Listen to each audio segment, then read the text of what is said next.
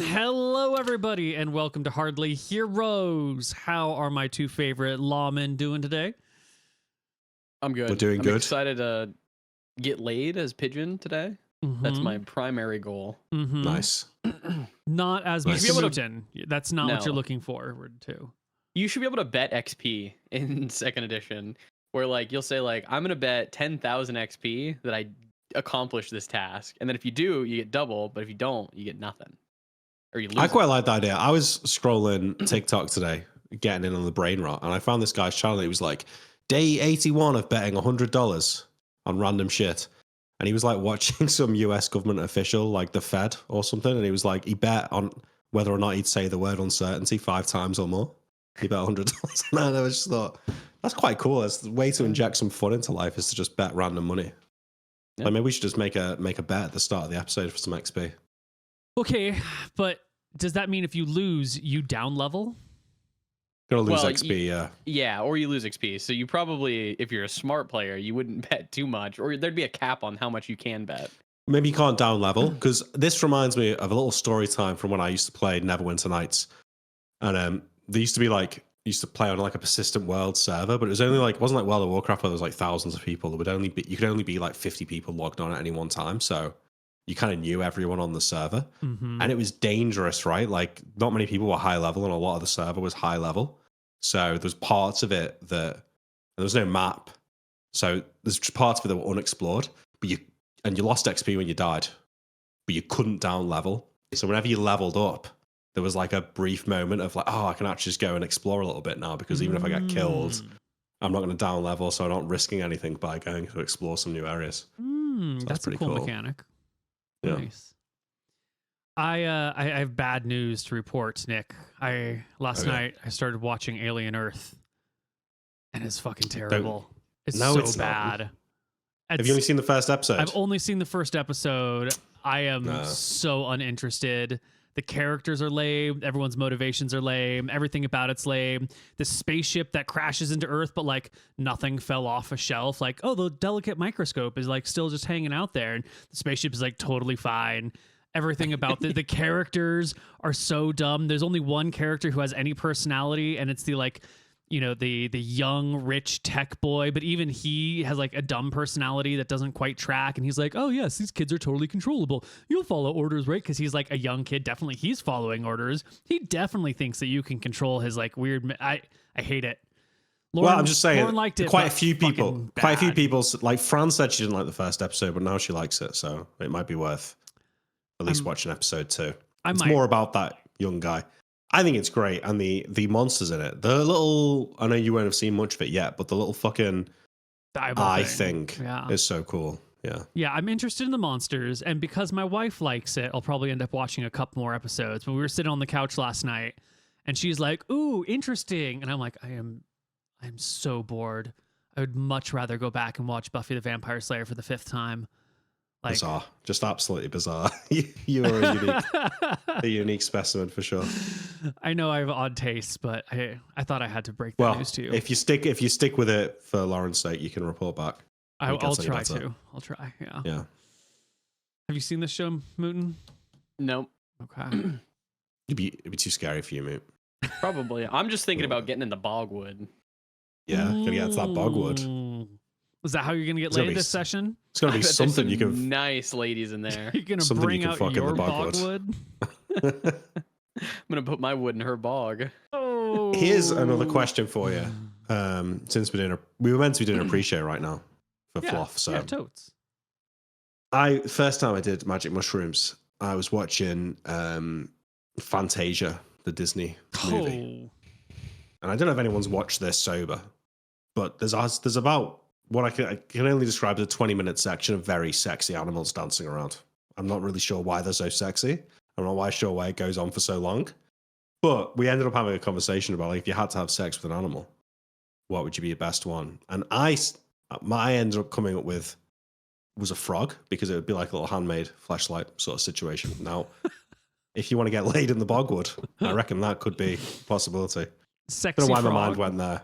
Sexy frogs, yeah. There was a lot of sexy frogs in Fantasia. Oh, I don't know. I don't know why. Because they're very like humanoid, kind of.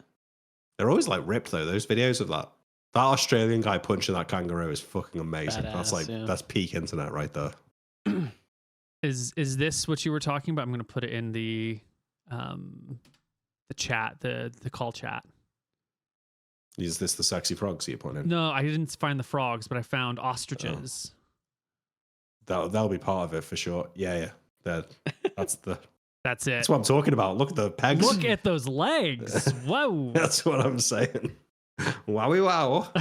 Yeah. Nick, we might That's have what to I'm sneak talking on a about. ship, and I might have to kill one of those ladies. By the way, Wait, what? What? No, remember no, the- you get yourself killed. I know. Have you learned nothing from the last time? Maybe at level 9. Wait, which God, lady? why does The Matavan ladies. the Matavans? Why does assassinate suck so bad, Nick? Can you explain that to me? I don't know. Just Neil takes pleasure in. No, the truth is, whenever Neil redesigns something, his mind is more focused on don't let it be overpowered than it is on like let's make it good enough. So things always get slightly underbaked. I try Right, to I'm create ready. a specific vibe, and I think the vibe that I have in my mind that I think is cool doesn't translate to what other people think is cool. Where I'm like, ooh, it's assassin, like you got to sneak up on them. But no one wants to do the sneak up assassinate. Everyone just wants like extra damage in combat. And I'm like, that's dumb. And I don't mind the sneaking up part. I just feel like when I sneak up on him, it's not an insta kill. So it's like, well, fuck. Yeah, but It's the backstab not- wasn't an insta kill. You know, you always needed a successful roll to hit. Yeah. Yeah, but you can backstab with Without surprise, right? with a non-dagger. Right. I don't know if that's true. Because somebody made the point: could I assassinate a giant with the greatsword? And I think the answer is yes. Definitely not. You need a Why not? thrusting weapon. Greatsword's a slashing weapon. Has to be You a can't thrusting thrust a weapon. greatsword? Not with any. I mean, I'm not It's going to make giant, any isn't it? such broad statements because someone's going to be like, of course you can push a greatsword forward. That's technically a thrusting motion. But like, the circumstances under which you could successfully assassinate a giant with a greatsword by thrusting it into him are so niche, so niche that like it might as well generalize and say not possible. You know, there's a lot of things that aren't possible in this world, broadly speaking, but if you narrow it down very, very tightly, yeah, it makes sense. You know, like, could Donald Trump ever suck Kim Jong-un's dick? No, but there's a set of circumstances where that could happen. Like, technically, it's possible, but like, I would write that off in the never gonna happen, let's not think about it world, you know? Are you saying that the opportunity to backstab a giant is so rare that it's basically not going to happen, or that given thousands of opportunities to backstab a giant with a greatsword, it would only ever work in a very minute amount of times? Very minute, because you'd have to be close to a vital organ, which means you're going to have to be elevated, and then you're also going to have to be not seen. So you're going to need to be like, the giant's going to need to be standing next to a ledge that's like at his armpit height or something.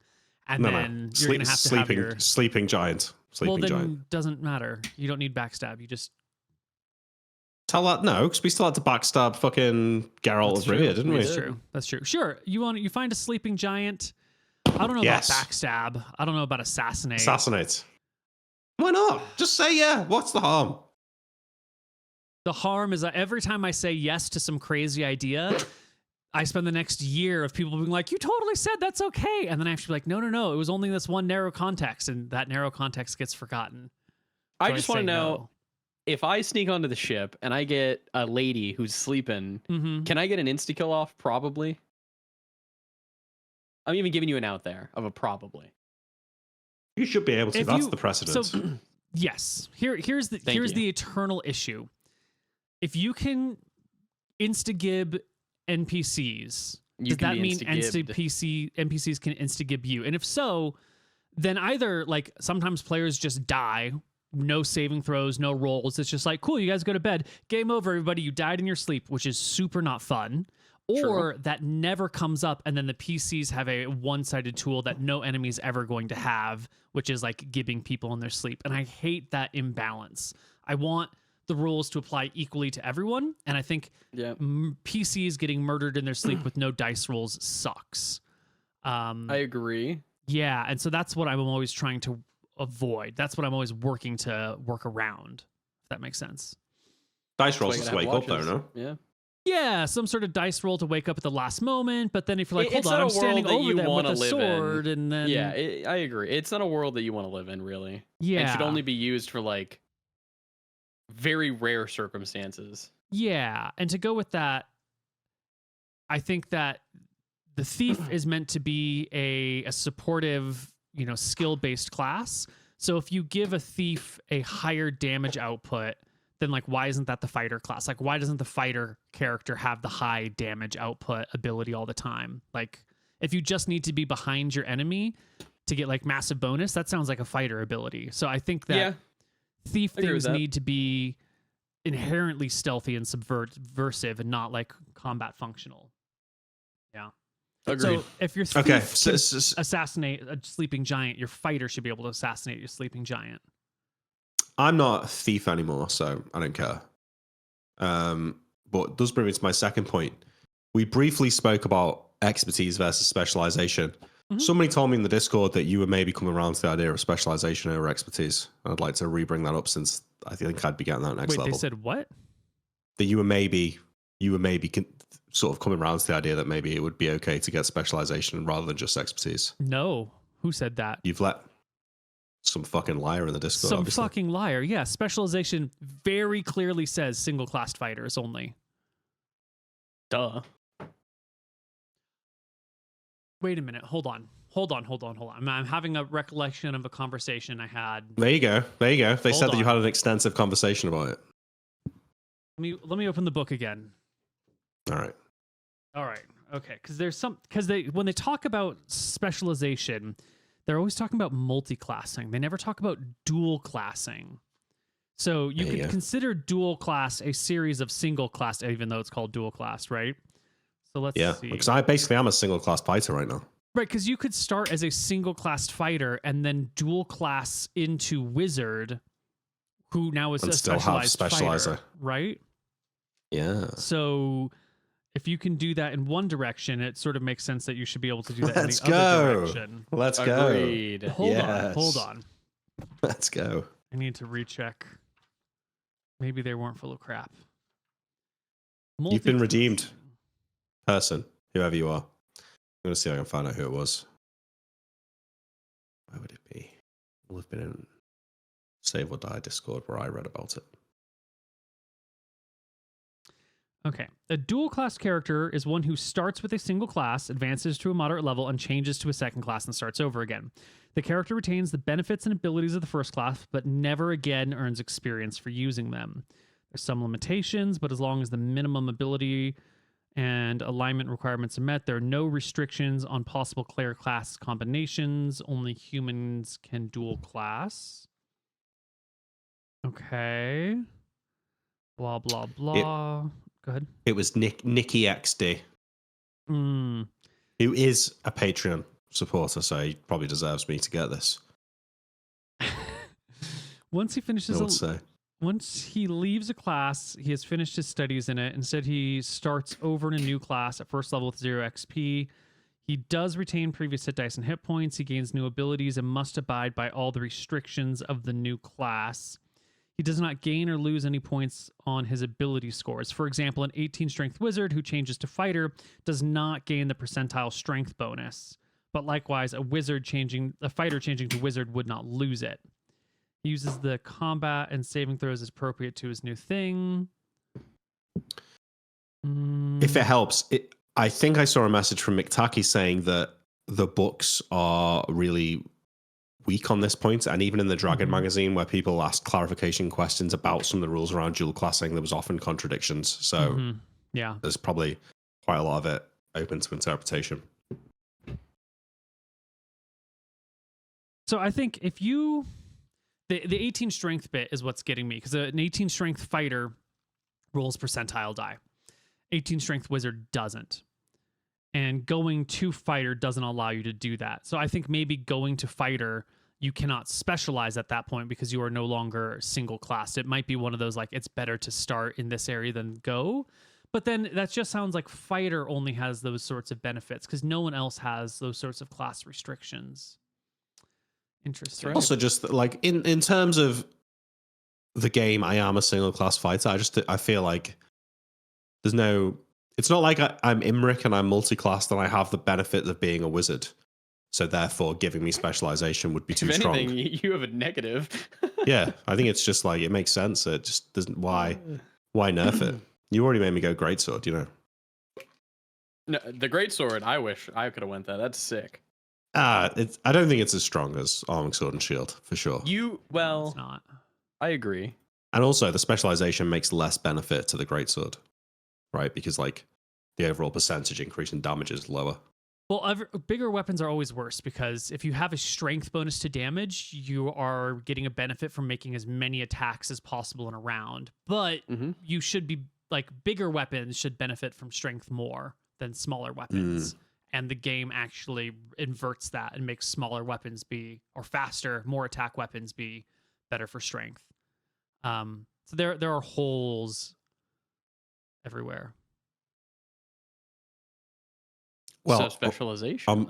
Then. So not gonna level up. specialization. I'm not leveling up now, but yeah, it sounds like you should give me it because the greatsword's weak and should be stronger. Talk about it again when you hit 3rd level. Yeah. Let's Yeah, go. That's okay. not a no. There you go. So Nikki XD, you were right. Well done, buddy. That's a kick it down the road. For sure, yeah. We'll take them. But no, that we did have a nice long conversation and we read about some books and we jibber jabbered and I always want to be the sort of person who is willing to change their mind when new information and new points of view are presented. I do my best to not be a curmudgeon. So yeah, let's. That's nice. Okay, good. try. That might be the first of the Discord sort of winning you round on something like that, though. I have to say. I mean, after 13 years, it should happen. It's going to happen occasionally. eventually. This is the They're bound equivalent to of get one. backstabbing a giant with a greatsword. You said it wasn't possible, but under the right circumstances, it was. No. All right, should we play some dungeons? some I'm ready to see dungeons? my lord, baby. My lord. Do you have things It you was want to talk hard to your doing lord about? the. Yeah, No, we I need don't to talk to really him about. We need to speak to him about what we're going to do in Tassel, right? Okay, there's an event that's going to happen. Nice. And I, as the DM, tried to figure out, like, ooh, should we time it before Shacklebrook gets back? Should we time it after he gets back? Like, what's the best for the campaign of where to put this event? And at the end of the day, I couldn't decide. So I'm just going to have you guys roll me a die. And then it's going to happen when it happens, whenever that is. What do you want? I want a D... 7, 8, 9, 10, 11, 12. Wait, before you roll it though, Moot. Yep. Does lower mean it's likely to happen before he gets back? I gotta or ask higher? him. Yeah. Higher means it's going to happen after he gets back. On average. I suppose, yeah. Okay, yeah. well, you should roll it then, Moot. If we want Shacklebrook to be back. Yeah, roll me a D26, bro. Nice. Nice. Right down the middle. The upper end of middle, though. Depending on how you math, yeah. I mean, if you think the 13 is half of 26, then. I mean, yeah. That's my reality. What are you going to do? Yeah, true. Okay, hardly heroes. 15, 21. And we said 17. Yep. Maybe I'll give Shacklebrook the business. What, you mean like seduce him? Maybe. Damn, now that would be an unusual turn of events. I do know one guy you could get laid with, though. You could go out to the dungeons and say, like, hey, remember you offered to suck my dick? I'll let you out.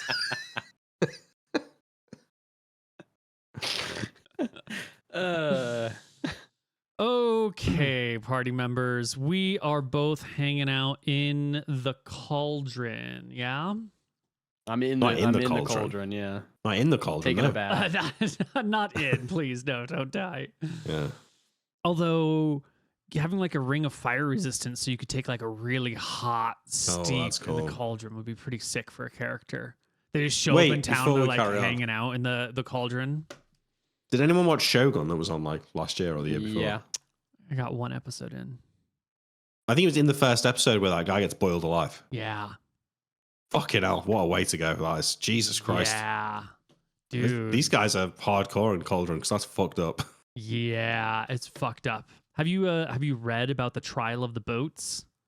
No. It's an old Persian way of killing people. What's that? This is not safe for life, guys. So what they do is they get you in a wooden boat and they strap you to it. So your arms, your feet, and your hands are sticking out of the boat. And I think, and your head? No, it's just your head, and the rest of you is trapped inside the boat. Then they put another boat on top of you and cut a little hole, so just your head sticks out, and they drill some holes into it. Then they force feed you through like a funnel, milk and honey until you are like bursting from within. And like you're just so filled with milk and honey that you can't take anymore, and you're like it's literally coming out of you. Then they attach the boat to a rope and push it out onto a lake. So you get like all the exposure on your face from sun and whatnot, and you're floating on the water. But these lakes, especially in the olden days before we killed 90% of the insects in the world, swarming with insects, and these are biting insects. So they come and they land you and they bite you. But also the insects in this part of the world will like crawl. They like get in your feces and in your waste that you're like expelling. They crawl up inside of you. They start drilling into you, and you're sitting in a boat slowly being eaten from the outside and the inside through the waste by like all sorts of terrible insects. And then every few days they pull you back to shore and force feed you milk and honey again, so you keep attracting these insects. Oh and my it just God. takes forever to slowly be eaten from the inside out by larvae and terrible insects. Like, it takes people weeks to die this way. That's crazy. Jesus Christ, that's fucked up. It's the most fucked up way of killing someone I have ever read about, and I am abbreviating it right now for, life. Man. Well, Yeah. maybe being boiled alive doesn't sound that bad compared to that. Yeah, at least it's over in an Yeah. hour or two. Yeah. Oh, this reminds me.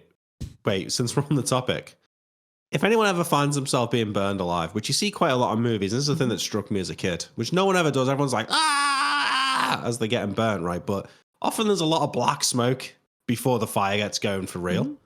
Guys, if you're ever getting yourself burnt alive, inhale the smoke, pass yourself out. Well, here's the Painless thing. death. Is that when people were burned at the stake, that's how they died, is by smoke inhalation. You would die. I know, but like suck that shit up quick Yeah. before yeah, you yeah. start your feet's getting all burnt, And Anyway, just this is why when they killed homosexuals back in the day, right, the is a bundle of sticks, because instead of putting you on the stake, they just toss you in with the rest of the sticks, so you don't get the smoke. You actually get the fire burning you before the smoke kills you, which is why it's a more gruesome murder. brutal. Fun stuff. Also Physics. fun, you get a certain amount of air left from your lungs from all of the heat, and like you can no longer speak or shout because there's just like the air gets too thin, and then like you maybe stop making sounds and people can't quite tell that you're dead, but like you're still dead. Or they can't tell that you're alive, but you're still alive. You just lack the ability to scream about it. Do we need to cut this, Mooten? Is this too brutal? Just No, don't just- censor my just free the- speech. Well, he's gotta, because else the YouTube video will get demonetized, so he'll just Oh. bleep it. Yeah. Bleep it, physics. Bleep You it. use it in the correct way, Yeah, but yeah. it's YouTube isn't gonna know that. So I yeah, he'll understand. just Yeah. All right. Cool. let's get to D&D. Dungeons and Dragons, something less terrible than old forms of torture. So the party chills for a week. Moon, you get healed. It's a good time to be in Cauldron. It's winter, so it's like a little chilly, but it's not too terribly bad. You've got your little hut. You got your stuff going on. You got a healer that you can go hang out with. Well, I shouldn't say hang out with. She's busy these days, but she's around. How is she getting on though, Red Shield? Is she taking to life in the keep quite well? She has, I don't want to say suitors, but many callers who are coming to take a look. Oh my God, there's healing. Did you know that little Billy broke his arm last week? Can you do anything about it, please? No, so we've it's upped it's this literally town- not suitors, but it's literally people who just Yeah. need healing. Yeah. Okay. So we've improved this town a ton by adding her. This is a huge thing, yeah. huge improvement. There's a doctor in the town. There's a doctor. I mean, she's worth well more than we are as a sort of courtier. Does she collect money for her tasks? Maybe not for her, but for her lord. I'm No. curious of the economics behind it. Oh, okay. She's not charging even the economics. peasants. Lord Shacklebrook is front-ending all the costs. He will provide her with all the equipment that she needs and put her up in the castle. And in exchange, she provides free medical services to as many, to anyone that is approved to come in and get healing. Mate, Now, We've done socialized fucking healthcare. Yeah, Cauldron's more advanced than America. well, you have to get approval of the gatekeeper to come in. Got it. So there's still okay. a little HMO sitting on top being like, you don't deserve healing. Hey, you for know. this week, I'm gonna spend my time because I'm not doing bed rest. I'm gonna be watching the fucking gatekeeper and making sure they're not taking bribes to let motherfuckers in. So you're going to detective stand work. outside the gate and watch people come and go? I'm gonna do a bit of detective work, Neil. I'm gonna hide Ooh. Nice. and I'll lip read. He's a detectorist. I just don't want. I don't want Yeah. thievery going on in my fucking town. No. You mean you want to be involved in the thievery in your town? No, I don't. No, I actually don't. I'm a good guy now. We're turning. We've got the leaf interests here. of the working man at heart. Actually, yeah.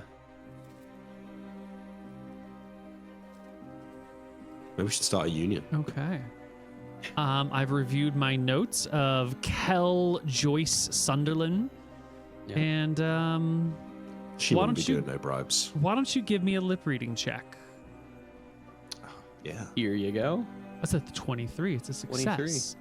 So you're watching Kel Joyce Sunderland from the inside of the castle. It's the best spot that you can get. You find some day where you're allowed in for some reason, and then you hang out in the courtyard, find like a kind of a quiet place, hidden away from everyone, make a low profile. Give me a hide check as well. 30, perfect. Yeah, you can watch the people coming. You can watch the people going. And she never says, give me a bribe. And there are times where she turns people away. And then like through the little slot in the gate, you can see them like try to put a little bag of coins in that she pushes back out and then slams the slot shut in their face. She is not taking bribes. She's actively turning down bribes. She doesn't go out and, try to arrest someone for trying to bribe her. She doesn't make a big deal of it, but she turns them away. At least the ones publicly done at the gate. Yeah. Okay. I will probably remember this and tell Shacklebrook, because I think this is actually good information that he should know, that his detective did a little bit of extracurricular research and she seems like a very good person. So, yeah. Are you I'll note that concerned down. that she might be taking bribes privately when she's like not on duty? Like, you don't give a cop $100 bill when he pulls you over for speeding, right? You No, swing I by his think if house you were- later that evening with some money and say, hey, do you mind not filing that speeding ticket? No, I think if you were going to take a bribe, it's very easy just to take it through the portcullis there Okay. and then let him through. Okay. Cool. I'm happy with that. What about you? I almost called you Emmerich. Limp Big- dick. Luther. Well, I mean, I'm assuming that I've got some sheriffing work to be doing. I'm spending a lot of time Yeah. with my feet up. But I do want to point out that I do think I'll be regularly still training with Kel Lionel Lanquill with my greatsword. We're going to need to Um, hire a deputy. And Neil, if let's say I took 6 months out to train with him, could I get XP for that?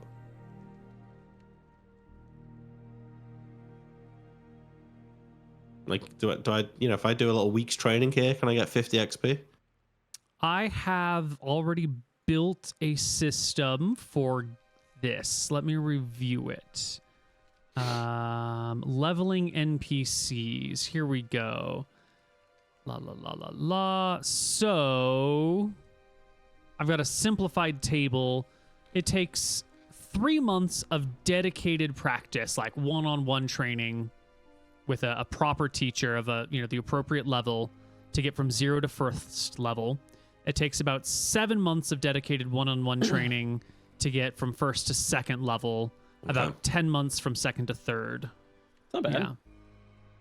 Okay. So, well, anyway, I mean, I'm going to get specialization when I level up. So, part of my, he's training on speeding me up with the greatsword. Mm-hmm. So I'm still training with him regularly. So I'm visiting the keep doing that.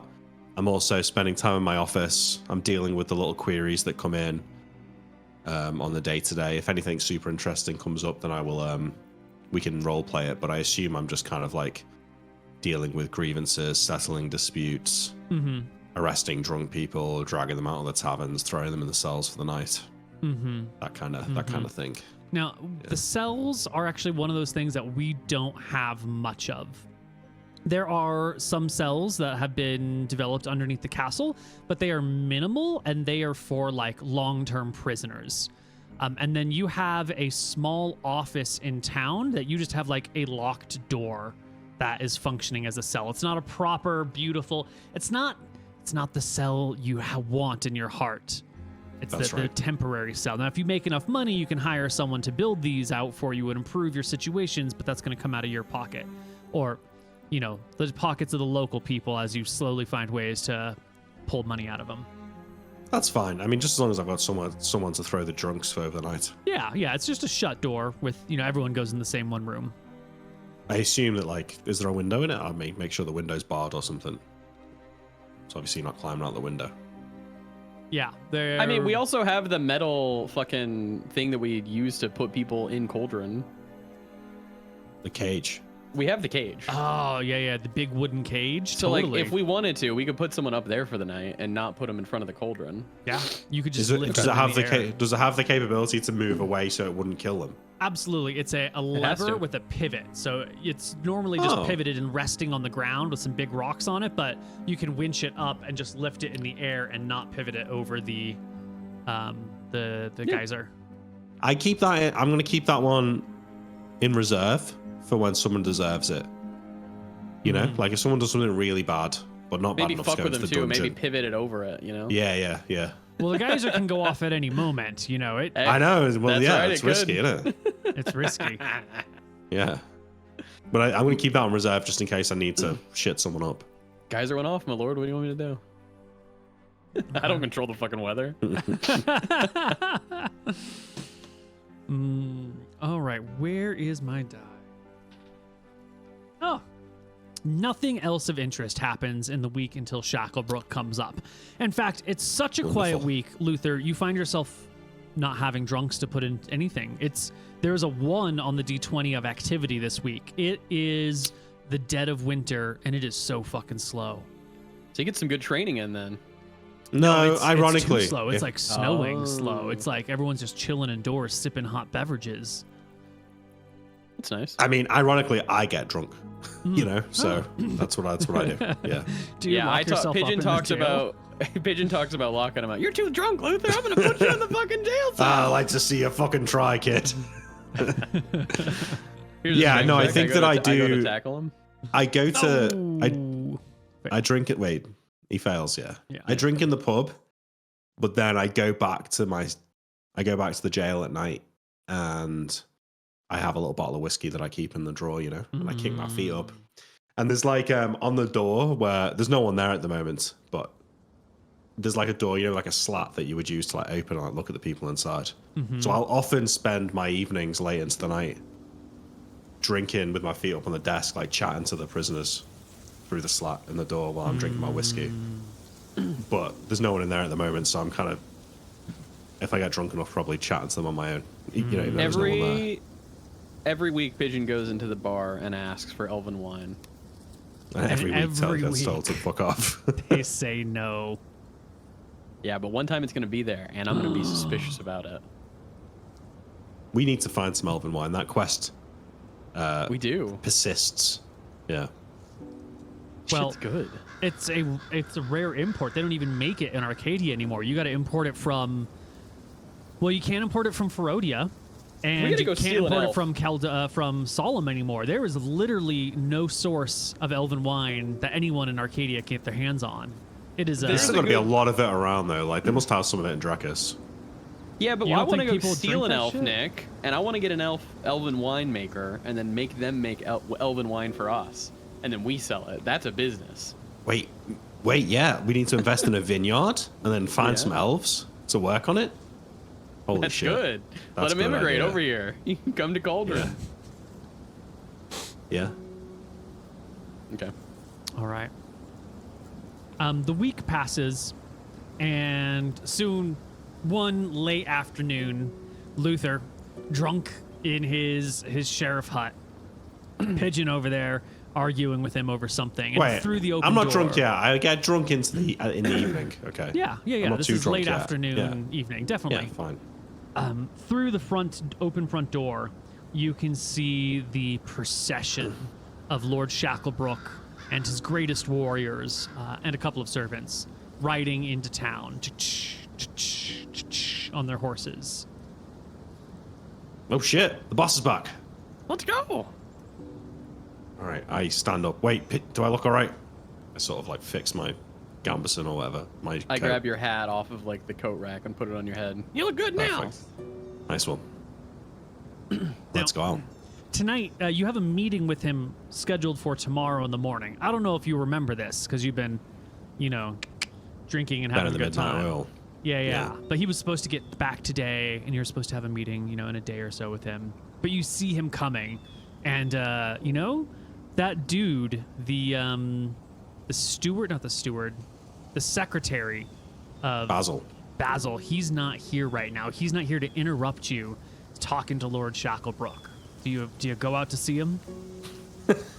If we have a meeting tomorrow, we should probably wait. Yeah, I don't think so. I think probably what's happened is I didn't realize the meeting was tomorrow, but I know it's the day after he gets back. Mm-hmm. So having seen him, I now know that it's tomorrow. Okay. All right. I just wanted to see if maybe you come out and have a drunken conversation with him before Basil. No, you ain't gonna bait me into that one. No. Okay. All right. You're respecting Basil's position in society. Very nice. Has very Basil's still been here then? He hasn't been Oh, with yeah. he hasn't been with Shacklebrook, okay. Yeah. He's the secretary of the keep. He's got to stick around. Mm-hmm. All right. Next day, you got a meeting with him in the evening. Anything you wanted to prep it beforehand, or we just jump straight to meeting? Well, let's have a conversation. Let's recap what happened in Tassel. Mm-hmm. So we got into a fight with Shartoog's guy. Killed We him. cut off his head in the middle of the street. Brutal. And we Put had his head on a spike. had a tense meeting with Shartoog in the inn. We made it quite clear. Skipping. We put his head on a spike and we told the whole town that we run this shit now. But yeah. Tense conversation with Shartoog where he made it quite clear that A, he wants to kill Twin Tower, and B, this is his town and he won't be submitting to any outside lord, certainly not to Shacklebrook. Mm-hmm. Then we also chatted with the lantern people. Mm-hmm. None of them seemed to be a witch, didn't even seem to be a cleric. They seemed kind. They were giving out food to the hungry. They were giving out healing to the wounded. They weren't taking any money for it. They were these kind of weird monotheistic people. Mm-hmm. They seemed like a good choice to be in charge if we could square away the monotheism, and we weren't bothered about that, but I'm not sure. That's for Shacklebrook to decide. Mm-hmm. Yeah. And then thirdly, the Brim Street boys seem scared of Shartoog. They take money from any trading going down at the docks, but they basically can't let any imports come onto the mainland because Shartoog will kill anyone or take a cut if they try and do that. But they sort of seemed... What was the words that we used to describe them, Moot? That they were fair? They remind us of us a little bit in like the fact of like it seems like they're people you can work with and they're thieves like through and through, so they want their cut, but they're not trying to fuck anybody over. They're just trying to get money. I would also just like to say that you didn't actually talk to any of the Brim Street boys. You didn't. had No, we zero interactions with them. This is based on one conversation ship. with some Matavan sailors who you also hate and want to kill. But they describe them as fair, which seems like they might not say that. you know? Totally. I just wanted So- to clarify in case anyone had forgotten that this is secondhand information. Yeah. But it seemed like the Brim Street boys would definitely have an interest in Shartoog being killed. They would. They'd The have an interest Lantern in folk probably as well. They would have an interest in stability here because they're Yeah. making trade. Yeah. If we still let them do their tariffs, Yeah. they would make more money if we could start importing into And the they could mainland. get people not only importing but exporting. We could get people moving from Yeah. Cauldron to the West Road. Yeah. There's a lot of money in it for us and the county if For we the can open whole up those trade fucking routes. area, because we're the only place with a fucking road. Like the road goes through us. Yeah. Yeah, because so all the Stromheim imports and stuff would come. Is there another route for Stromheim to trade with Mystria? Kneecap through the flatlands, or Pittsburgh Or through High Castle? But that's a different like country now, isn't it, Neil? Well, some of these lines are getting a little blurry. If you're talking about Cauldron getting trade from Mystria, right? No, I'm saying that if I'm a rich person in Stromheim and I want to buy things from Mystria, Yeah. You is would there get another something route from that doesn't go High through Castle. Cauldron? Okay, but it would be cheaper and quicker to go via Tassel to Drakis? I mean, it's a little bit shorter of a route. I don't know if that necessarily makes it cheaper. More goods are going to flow into High Castle. Like the High Castle Stromheim is the major trade route because these are two larger cities. So like, you might have things coming through Tassel, maybe, but Tassel's more likely going to be a stop from like people leaving Matava. Matava. So it's like Matavan trade routes, maybe Bontheris. Yeah, and the Matavans have access to like all this southern sea areas, so that is of its own value. So that's more like Drakissian trade maybe coming through here. Yeah, still We could just valuable make a then if we could canal open it through up. here. I mean, If we can open up Tassel into a real port, though, there's money in it. There's definitely money in it. it's also like this is like 82 miles, whereas this area is just fucking 84 miles. It would cut a day off of everybody's journey, maybe 2 days, if they could go through Tassel. Something to think about. Yeah, And it would open it up to go to Thornwood easily. Yeah, if you were a Mystrian trader, you're looking to maximize your profits, right? So you might go and sell in High Castle, and then someone in High Castle will bring it down to Stromheim. Similarly, if you're a Mystrian trader, you could go and sell in Tassel, but you're probably not going to go to Tassel and then all the way to Stromheim. Like, just sell at the local port and let the internal economy move that shit around. So High Castle is always going to be the more major import place. Tassel Let's like, blow up High Castle. But Dawngate, maybe? Like, because there's not really a Sure. good route from Dawngate to Crownhold. Dawngate, Oh, Kneecap. we could go up the river, I guess. Yeah, like when Kneecap, Tassel, and Longcast were like thriving cities, they had things to offer. So you might come to Tassel to buy things in Tassel, and then you would sell things again. So like, no one's gonna sell in Tassel until Tassel has something to offer in return. Which means, I shouldn't say no one will, but like the trade will be less until Tassel has exports of their own that people come for. So if Cauldron can start exporting through Tassel, all of a sudden people have a reason to stop off at Tassel and trade goods, right? Mate, What are our big exports? holy spring water? At this point in town, your exports are grain and cattle. Trash. There's the ivory, right? We're gonna have to up. We're gonna have to up that up. Yeah. There's need limited ivory. exports. Very We limited. should start selling. We need We should ivory start to be selling the illegal. spring water. We Right? should. We should start selling the spring water. We should buy up all the ivory and then make it illegal, so that ivory Yeah. prices go through the roof. Genius. Yeah, that is a good idea. But yeah, I mean, there's clearly a demand for the spring water. We should There make is. like we could do like a marketing campaign about it. It's like a health benefit. You know, I don't know if they have- These they are don't know Lord if they have this- Shacklebrook's problems. You're the sheriff and the detective. You're not the True. economic advisors. It's true, man. Yeah. There's this thing that they have in Victorian England called spa towns, which were like towns outside of the city that if you were like ill, the doctor might prescribe you to go to like visit one of the spa towns to like get fresh air and get better. Maybe we could position Cauldron as a spa town, like get like some Yeah. We some should nice get. baths and like heated baths and stuff like that, and Yes, then we off the should. back of that, then we could sell the spring water. Like, There Sell you the go. water oh, you don't have to take come to home. Cauldron. Take some Cauldron home with you. Yeah. So we get drunk and we talk about all these ideas. Excellent. All right. The next day comes, blah, blah, blah. You finally get your meeting with Lord Shacklebrook. You show up to the castle, you get entered in, you get your meeting time, you head on in to his office. What's the situation? Is Basil there, or is he on his own? Basil is like working with him when you show up at the office door. The two of them are hanging out and talking. And Basil, answers.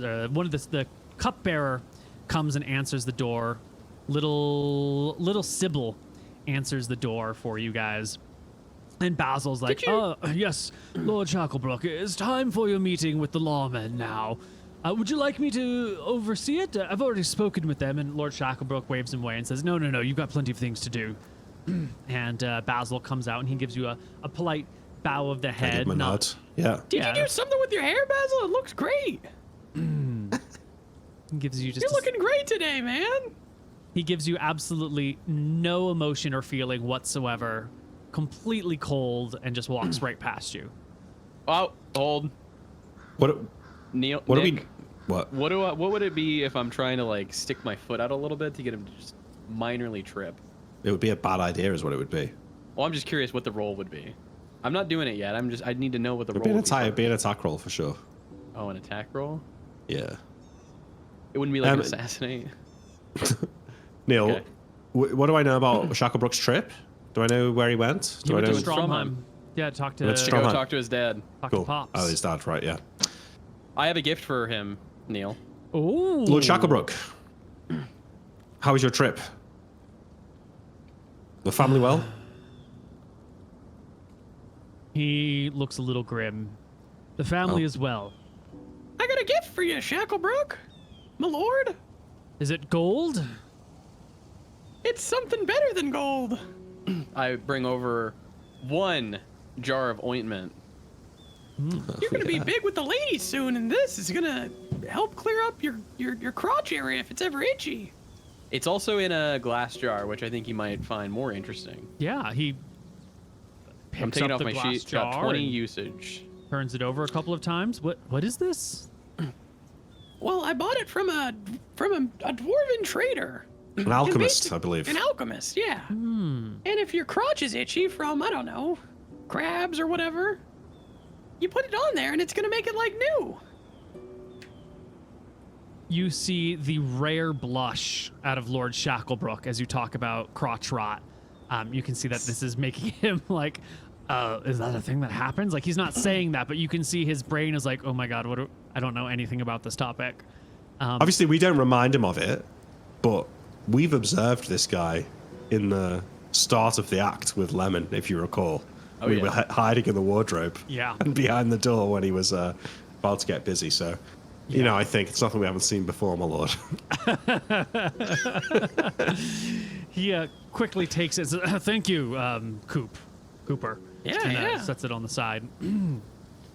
So, well, I'm glad that your trip went well. No trouble on the road, I hope. No trouble that Twin Towers couldn't handle. Good. Yes, so we went to Tassel and had quite the eventful trip, actually. Are you interested in a full debrief?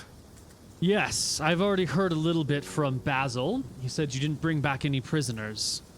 There was no public Oh, arrest made. There was no public arrests. There was a public event, though. I don't know if he told you about that. A man beheaded, and his head placed on a Yes. spike. Not executed, but killed in battle. Yes. Not quite the show of lawfulness and order and imposition of legality that I was hoping for. Tell me there was Well- a silver lining. Yes, well, I mean, we certainly learnt about Shartuk and his men. I'm afraid if it wasn't this fella's head, it would have been my own. He was hell-bent on seeing us dead, so left us with little choice, really. I'm sure it was a worthy death. Yeah. Well, anyway, Yeah, he almost killed me. so this fella was one of Shartuk's lieutenants, you might say. Mm-hmm. And I think the silver lining is that killing him got us a meeting with Shartuk. It got his attention because actually the fella's holed up in a little keep that he's built for himself, more of a wooden fort than a keep. But he kind of there's this big set of steps leading down to the docks, and he's built himself a little wooden fort at the top of the steps. Keeps himself holed up in there. Got at least 20 plus men with him. Probably a few more lieutenants, let's say. And this guy was no slouch. He could fight this Bruce fella. But anyway, Shartuk turned up at the tavern. And to call it a tavern does it a service, really, because it was little more than a hovel. With a group of about 20 men. Certainly meant to intimidate. And we had a stern discussion inside the tavern. And, well, I think there's two takeaways from this. One is he doesn't have much respect for your claim over Tassel. And I made it clear to him that we were looking for someone to work with to bring Tassel to heel and making a deal. And he didn't seem like he was willing to bend the knee or to make any sort of deals with us at all. In fact, He wants to kill Hightower. he called out Twin Towers by name. He said that, I hear your lord's got some good fighters over there. Is his name Twin Towers? Why don't you send him over here? It'd be good to get a real fight or something like that. So I haven't told Twin Towers this because knowing him, if he got wind of it, he'd probably be rushing over there on his horse immediately to take him up on the offer. But what I would say is, Twin Tower, you know, he's a known good fighter, and this Shartuk guy, if he's calling him out, he didn't seem like a stupid man. He probably knows he can handle himself. So anyway, after Did you find out if he has any spellcasters, clerics, wizards, witches, whatnots? Any monsters in his employee? Hellhounds? Did we see any monsters or hellhounds, Neil? No? No. didn't see anything like that. No. There was no spellcasters with him when he came to visit me at the tavern. But who knows what he keeps in his fort. That's what I'm concerned about. As if a man is... Either he's an idiot, and he doesn't understand that Kel Twin Towers is the greatest fighter south of Stromheim, or he's aware of it and has a trap or a bait or something else at his disposal. I could break into his fort easy. Did you get out alive? Last time you tried to break into a fortified camp, it didn't end well. Yeah, I got unlucky, though. that was really unlucky. Well, that's what I'm afraid of with Twin Towers, is that he gets unlucky. How can you be so sure that Twin Towers is the greatest fighter this side of Stromheim? I mean, who knows? There's been a lot of undead and demons and stuff roaming the countryside in this part of the world for the last few years. Surely a man could have trained himself to be quite a warrior without being involved in formal battles that you'd know about. It's my way of saying that he could be high level, right, without having been involved in anything known. It's not impossible that this Shartuk is above and beyond Sabin's abilities, but if that were the case, I have a sneaking suspicion he would have more territory under his control. He might not. He might be the rare warlord who's content with his domain. Sabin Twin Towers is a powerful man, you know. Chainmail, dual-wielding arming swords, a master of both. Yeah. He's, Well, Shartuk was also dual-wielding, although not two arming swords. He also had full chainmail. What weapons did he use? I believe it was an arming sword and a dagger, or an arming sword and a short sword. When you told us of Tassel, you made out like there was a bit of a struggle for control between these three groups, but my feeling on being there was that actually Shartuk has control of the city, and that both the Brim Street Boys and the Lantern Holders are somewhat scared of him, or at least staying out of his way. So we spoke to these Lantern Holders, these witches, these cultists, and quite different to what I was expecting.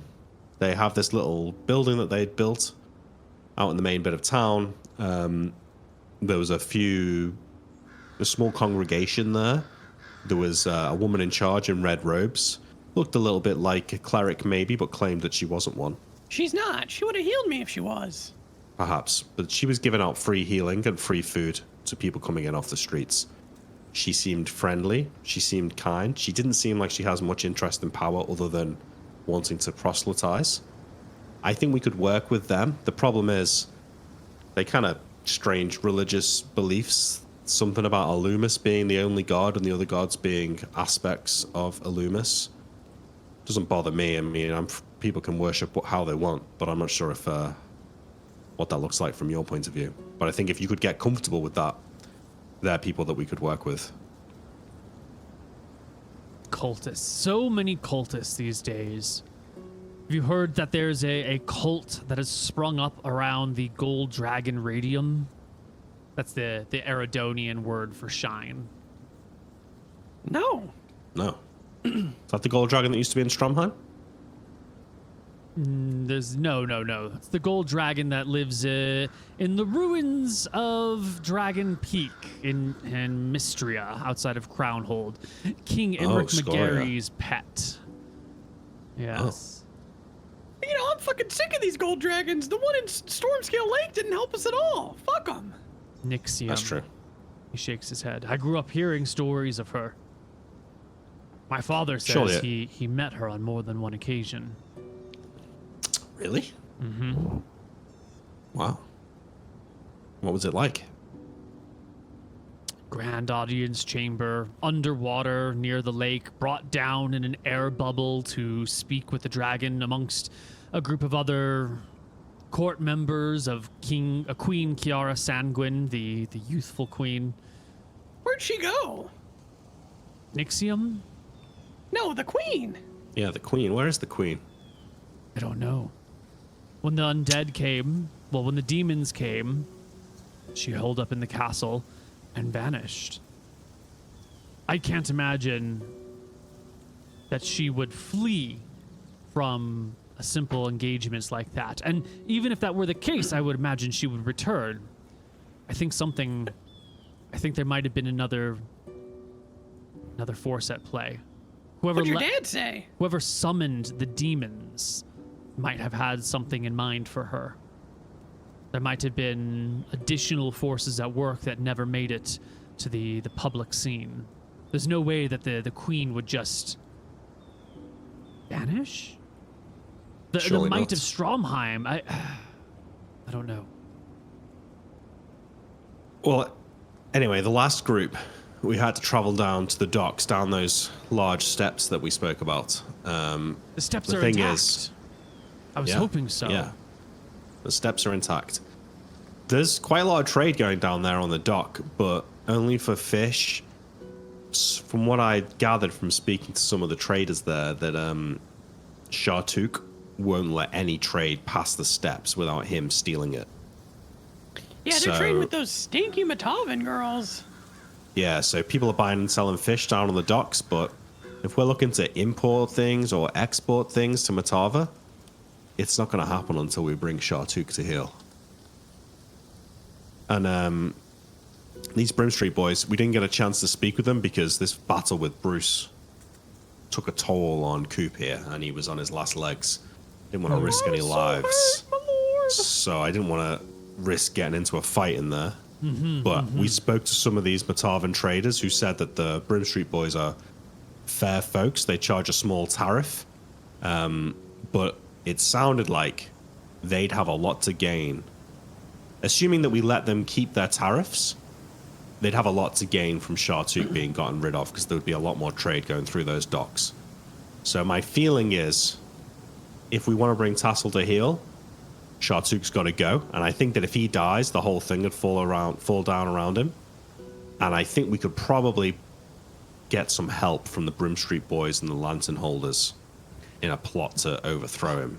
I could just get in there, Luther, and fucking kill him in his sleep. I think it'd be more difficult than it sounds, but potentially something like that could work. Or he's overconfident. We could bait him into a fight with Twin Tower. In Thornwood is I wasn't trying to kill her. I was just trying to get her shit. Yeah. The wizard yeah, I mean, sits back in his chair and ponders. What I mean, it's not very honorable, my lord, but like, what if we take all of the knights, go down there, they disguise themselves, and Twin Towers offers up a duel, and when Shartuk shows himself, all the knights bust out and we just fucking kill him. Well, all the knights except those that are needed to defend Cauldron and myself. And then we kill the warlord. And then what? What's phase 2? Well, I think with Shartuk dead, his whole little organization there would fall apart. But we all just pack up and go home? Yeah, we I should think put in so. a plan beforehand with the Brim Street boys Ah, for them there to we take go. over in the power vacuum. Yeah. That's So Yeah, you should have made me sheriff. That's exactly what I'm getting at, Pigeon Cooper, is that once Shartuk is deposed, we need a plan B. We need to be ready for what comes next. We can't just leave the empty vacuum. Someone else will take his place. We need another group to be ready to move in and fill the void. And Well, we how have do you to feel kill- about these religious cultists? I don't know enough about them. Weird monotheists could be weird in the way that druids are weird, where they're not offensive and just sort of doing their own thing and perhaps not particularly useful. Or they could be secretly power-hungry factions. Have you heard of the cult of the Verasi Born Again? Seemingly a quiet group of clerics and like-minded people who purge loyals, who end the life of knights of servitude and then restore them to life, freeing them of all their oaths so that they may work against their former masters. Cultists are dangerous until you know exactly what you're dealing with. Yeah, but Well- they're also going to always have an allegiance to someone else. There's this guy that they're following, and he's in, like, you know where Roxas is? Yeah, I was just about to say that they're from around there. Yeah, and it's a cleric. Well, yes, So clerics at least have gods as their ultimate source of power. That works. The clerics are in charge of the divine. The lords are in charge of the mundane. That's a division as old as time, and one that I am comfortable with. You know, wanna- with as I understand it, Illumis banished the undead recently. Yes, we owe a lot to that deity. If we were to make some money from the increased trading, perhaps we could build a shrine to Illumis in Tassel. I'm sure that would appease these He starts cultists. to wave his hand. We are deeply in debt as is. How are we in debt? You're getting paid a salary. The castle's being built. The other knights are being paid salaries. We now have a healer on hand who needs exotic supplies. There's a lot of outflows, and there are almost no inflows. There's money to be Well- made in Tassel, my lord, if we can sort this situation out for sure. Money to be made Or in if you Tassel need- 10 years from now when the town is built. That's why we need to You get it need money stable now. If you got us into the inner city of Stromheim, we could get you No, some money. no. Okay. Okay. The ogres of the Thornwood Forest have plundered and looted quite a lot. I'll be forming up a hunting party. We're working with the Lady Tulwick in Thornwood. We're going to go find some ogres' lairs, see if we can't raid Oh, them I want for to come to. I want to come to that. It's not a job for you. I need you here So- working on our other plans. I think then we could probably make a deal with the Brim Street boys. I'm not sure what assistance they could offer, but they could probably help in bringing down Shartuk one way or another. My worry is that we might not be welcome if we go back to Tassel. We'd have to probably sneak in, which I think we could do. I can do that. In disguise, you know? Which would be fine. But the question remains still, how do we kill Shartuk? What do you think about baiting him into a fight and then ambushing him? We'll think on the ways to kill him. I think luring him into an open field where Twin Towers can cut him down, or, just standing by and peppering him with arrows until he dies is probably the best way. I'm not too concerned about killing him.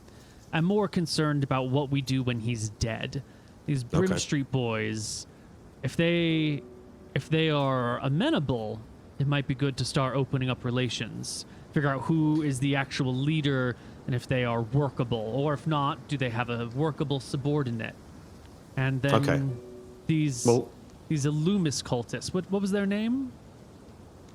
The Lantern Keepers. Lantern Keepers, terrible name. They used to be called the Fez. That was even worse. Even worse. Well, if either of these groups can replace him, then that's workable. The thing is, the Lantern Keepers, I think it's like you said, right? Like, they didn't seem particularly powerful. I think they just want to keep to themselves. They want to spread their little religion. I'm not sure that they'd be able to fill the power vacuum. But the Brim Street Boys probably could, although if they're the ones that end up winning, they're going to want to keep their trading tariffs on the docks. We'd have to be comfortable with that. You know, being a lord is a lot like being a father. You have lots and lots of children that you wish to help. And sometimes your children make unreasonable demands, and you can fight them for it, or you can let their unreasonable demands go, and then as time moves on and you are in a better position, you can tighten your control. I don't mind them having incentives to take on our mantles, and then later, when things are working out well, we can adjust our agreements. So what could we offer them then? Let's say that we can get a meeting with their leader and say we request help dealing with Shartuk. We offer them... No. Nominal... We don't want to request their help. That puts them in a position above us. I am Lord Shacklebrook, Lord of the Tetherwild's Cauldron and the Flatlands. We are not asking for the help of thieves. We are assisting the thieves in a mutually beneficial arrangement. It's important. Well, what's in it for us? What's in it for us is stability. Stability of Tassel. So, sorry, my lord, this goes over my head a little bit. I do not have a brain for these things. What is our request of them? We're going in and we're asking them, what can they do for us when we get rid of Shartuk? Or rather, maybe it's more, can we trust you guys to keep the town stable in the aftermath of Shartuk's death? Make sure that none of his lieutenants cause any trouble. We want to create a sense of leadership. We want to come to them and say, we're going to be cleaning up Tassel. There is an order, there is a list of priorities. If you are keeping the peace in the area, you fall very low down on the priority list. If you are going to be a problem like that Shartuk fellow, then you will be much, much higher on the priority list. We want to create an atmosphere of them wanting to impress and help us. We must always remember, and you might not truly understand this since you're lowborn, but status is everything. And we must never lose our status in the eyes of these thieves, no offense. So the story is, we're coming to deal with Shartuk. He's on #1 priority right now. As far as we're concerned, you guys aren't causing us any trouble. You're not even on the list right now. Just basically, let's keep it that way while we deal with Shartuk. You're not on the list. Keep it that way. And you can fall further on the list by, arranging so that no other warlords come into play. Something. Once Shartuk's dead. Yeah. Okay. I'm good. sure you will fill out the details, but remember, there is a status difference, and that must always be respected. I would rather have to burn the city of Tassel and kill every single person in there than to create the wrong perception. Of course. No, I fully So understand. what if All right. my lord, what if they disrespect you during our meeting?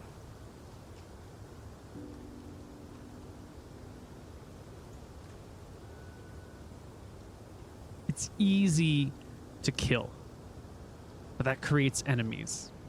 Yeah. Understood. The best... You understand soft power.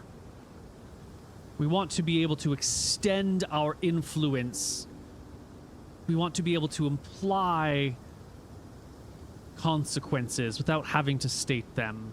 We want to be able to deal with things diplomatically without losing our edge. It's a fine and difficult game, and perhaps it's actually a game for one of my other...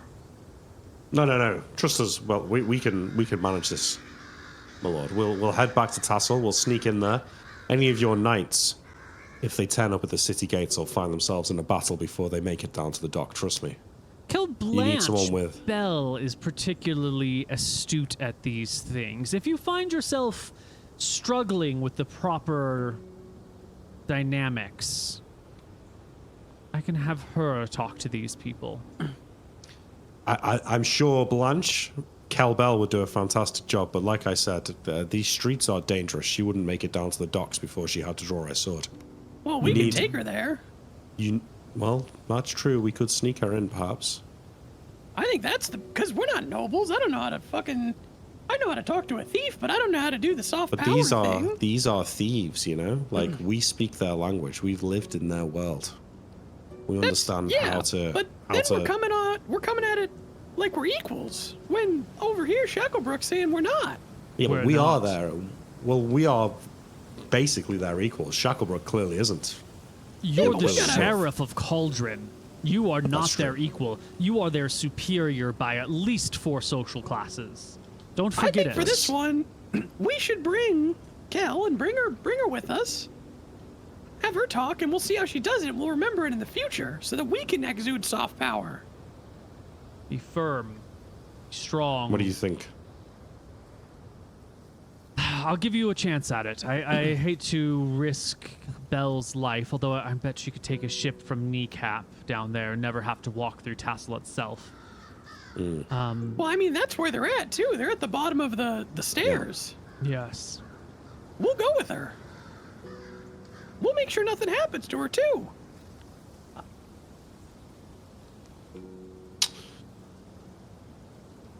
I'm sure Kel Bell has more pressing duties in the town. I think we can handle this, my lord, at least in the first instance. Let us go down there and speak to these ruffians. We'll... Like you said, like we explained, they've got a lot to gain from Shartuk's downfall. We I don't only think it get will one be shot hard. at this, though, my lord. I mean, if we fuck it up, Well, then It we're going to won't be be in a whole hard. ton of trouble. it won't be hard to convince them to play ball. It's in their interest to mop things up once Shartuk's dead.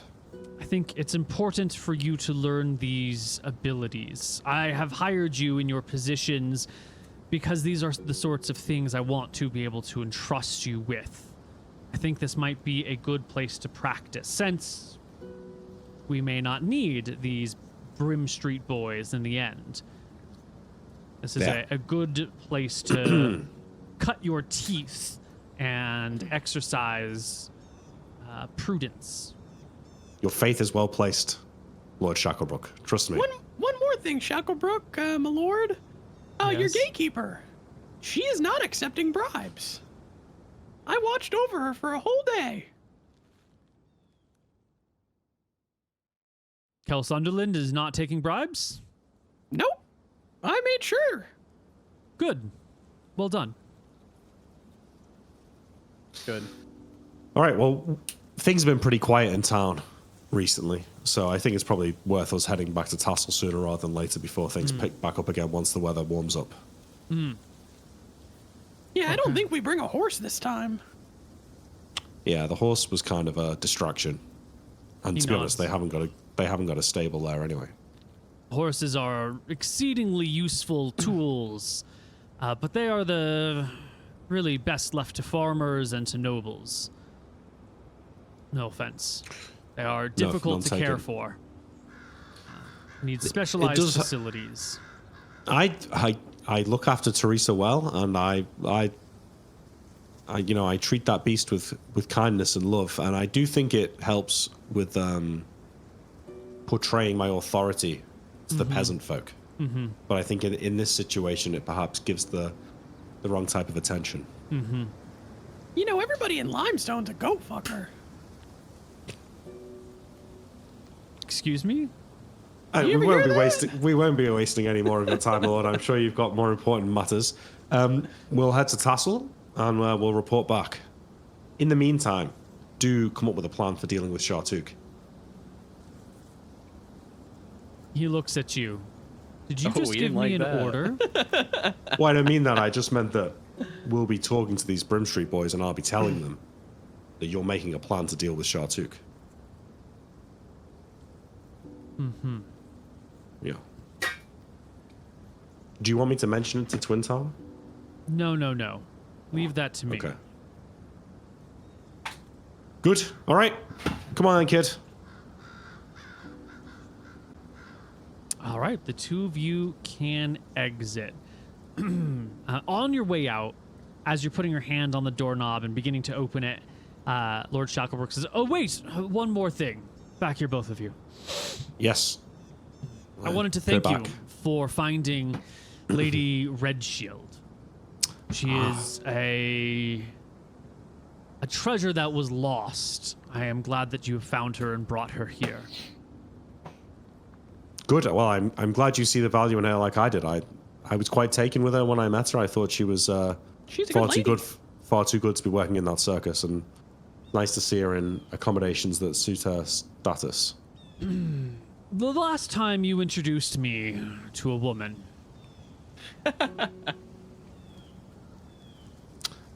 What can I say? I know what you like, my lord. I want to be... I trust this lady. We had a nice long chat. Her story checks out. I spoke with my father about the Red Shield family while I was in Stromheim. He looks deep into your eyes and says, "Swear to me that you have told me the truth, the whole truth, and nothing but the truth about Lady Annabelle Redshield." I swear to you that everything I've told you is 100% the truth as I see it. I swear as well. Yeah. Give me do you know- charisma checks, because you can feel the suspicion. He's You can suspicious, feel the yeah. like they introduced me to a woman last time and it was terrible. And he's got to double check it right now. Mooten, you rolled a I failed, but I'm telling the 14. truth. Yeah. Okay. Yeah, you are telling the truth. But he is suspicious. So he rolls a 22. Mooten, you failed, but he passed, so he knows that you're telling the truth. Luther, you passed high, and he passed low. He Yeah. critically passed, right? 19. Not quite. I could deceive him if I wanted to, Perhaps. but I'm telling him the truth. Yeah, he reads truth on both of your faces. Truth is, my lord, I know why you're asking me that question. I hadn't even considered it, to be honest, until this moment. I've left that part of my life behind me, you know. I'm fully committed to what we're doing here, and I've got no interest in pulling the wool over your eyes, trust me. I got you the itching cream for this reason. Well, I doubt. One, I don't think Lord Shacklebrook would be doing that kind of thing, and even if he were, I'm sure that Lady Redshield is not a source of such. She's a proper lady. What's Thank you, Shacklebrook's that's what I hotness? meant. Lord Shacklebrook's hotness? Let's see it. Yeah. It's an important If we role. have rolled it before, I've long forgotten, and so this is the new true roll. Now that you've gotten to know him, you can see him Yeah. through different eyes, which might be better or worse. Oh shit, he actually has 13 hotness. Nice, there you go. That was I on think that was 3d6. about the, Yeah. that was about the same as Redshield, I think. They're a good match. We don't She want was him awesome. with her, though. Why not? She's nothing. We need to hoe him out to... Oh, that's true, yeah. He A needs big a better name. marriage. Yeah. She could marry, like, Twin Tower, maybe. Yeah, we need to put him with, like... I'm gonna shoot high here. Like a Wick. Or at least the Thornwood lady. And Or unite the an counties. Imric. An Imric would be A a bit of a McGarry. stretch. No, but if he married the woman in Thornwood, then Yeah, they would have that's two not that counties good, though. between them. No, we want higher. Man, that's crazy. Maybe a red got- port. We've got big dreams for our lord. We do. My lord, we've seen what he's packing as well, and he's a catch, trust me. He's got moves.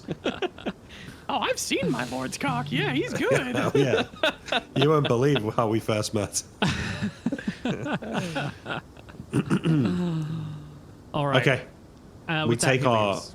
Or you leave. thanks and we leave. Yeah. I go to Tassel. Yeah, well, I think we're heading down to Tassel. So I arranged for someone to look after Teresa for the next week or so. Absolutely. Wait, how long? The journey's 4 days, is it, to Tassel 2 on days. foot? On foot? Oh, Yeah. we were going on foot You anyway. were going on foot. Speed. Yeah. Okay, so it's 2 days. 2 Great. days. Would you it's rather winter go time, up to so Kneecap? could be slower. What did you say? I was gonna say, would you rather go to Kneecap and do it? But no. No, because we probably need to not. maintain the road We anyway. need to maintain so- our road. Yeah. Does this We'd mean you're attack our not road. going to wear your armor? We're gonna wear it on the road on the way there, but we're gonna take it off at some point. Yeah, I'm Well, going to bring here's disguise. an important thing. If you're going to wear your armor and then take it off, you're going to have to like hide your armor outside in the countryside and walk in with no armor, right? We can put it in a carry it in bag. our bags, no? Chain shirt and leather. Well, chain shirt, definitely. Chain shirt, definitely. You can put it in a backpack. Mm-hmm. Leather Yeah. armor. Leather armor is bulky. It doesn't fold up like chainmail. Can't put it in armor in a backpack. Then I'll hide it at some point. But then now you're just like hiding your armor. You're walking into the city unarmored. Is that That's fine. if you're carrying bags and weapons, like it's very possible that someone might try and rob you once you're in I think you. town. I think you can wear your leather armor. All right, I'll To be wear my honest, leather armor. it's a I'll- dangerous place. I don't think it looks that weird. I think Can I get a new chainmail. cloak, Neil? What?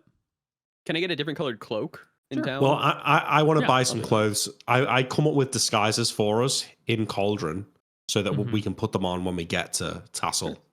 You know what I mean? So that will involve buying cloaks and buying clothes and maybe makeup. we'll just or immediately whatever. go down to the Brim Street Boys area.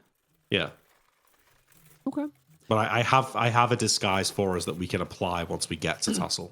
All right. You're getting some disguises ready. You're going to not wear your chainmail, and Pigeon is going to wear his leather armor.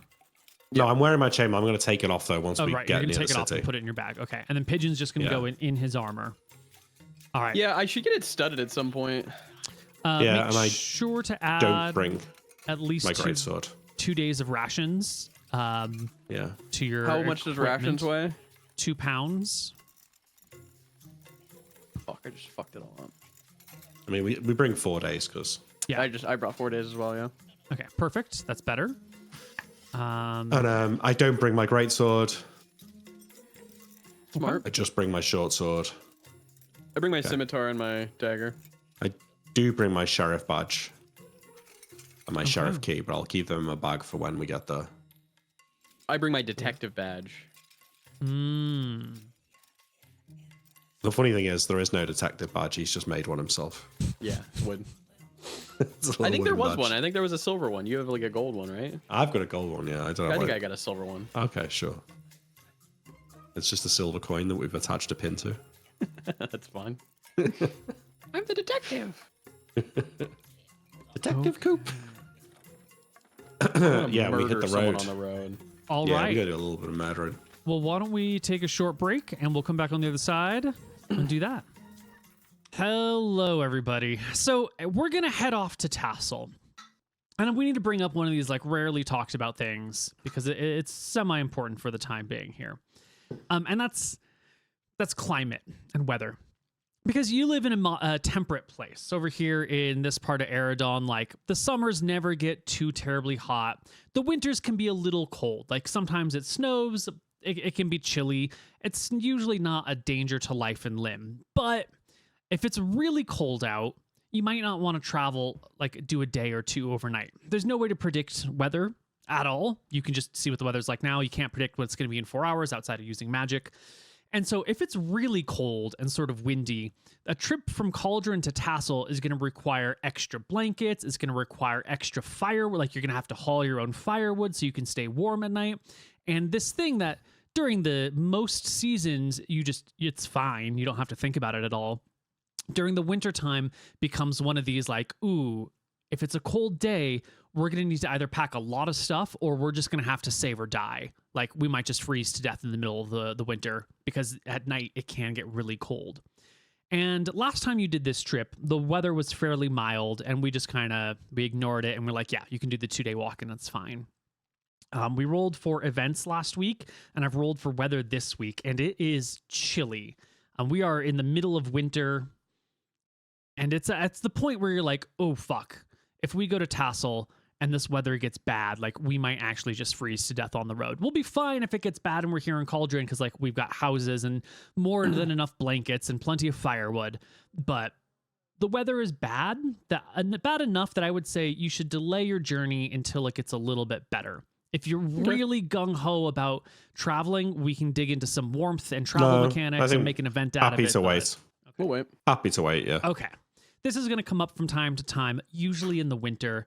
The summers here rarely get to the point where, like, it's so hot that you don't need to bring any special equipment for heat other than water. So even in the summer, this isn't a problem. It's just a wintertime problem.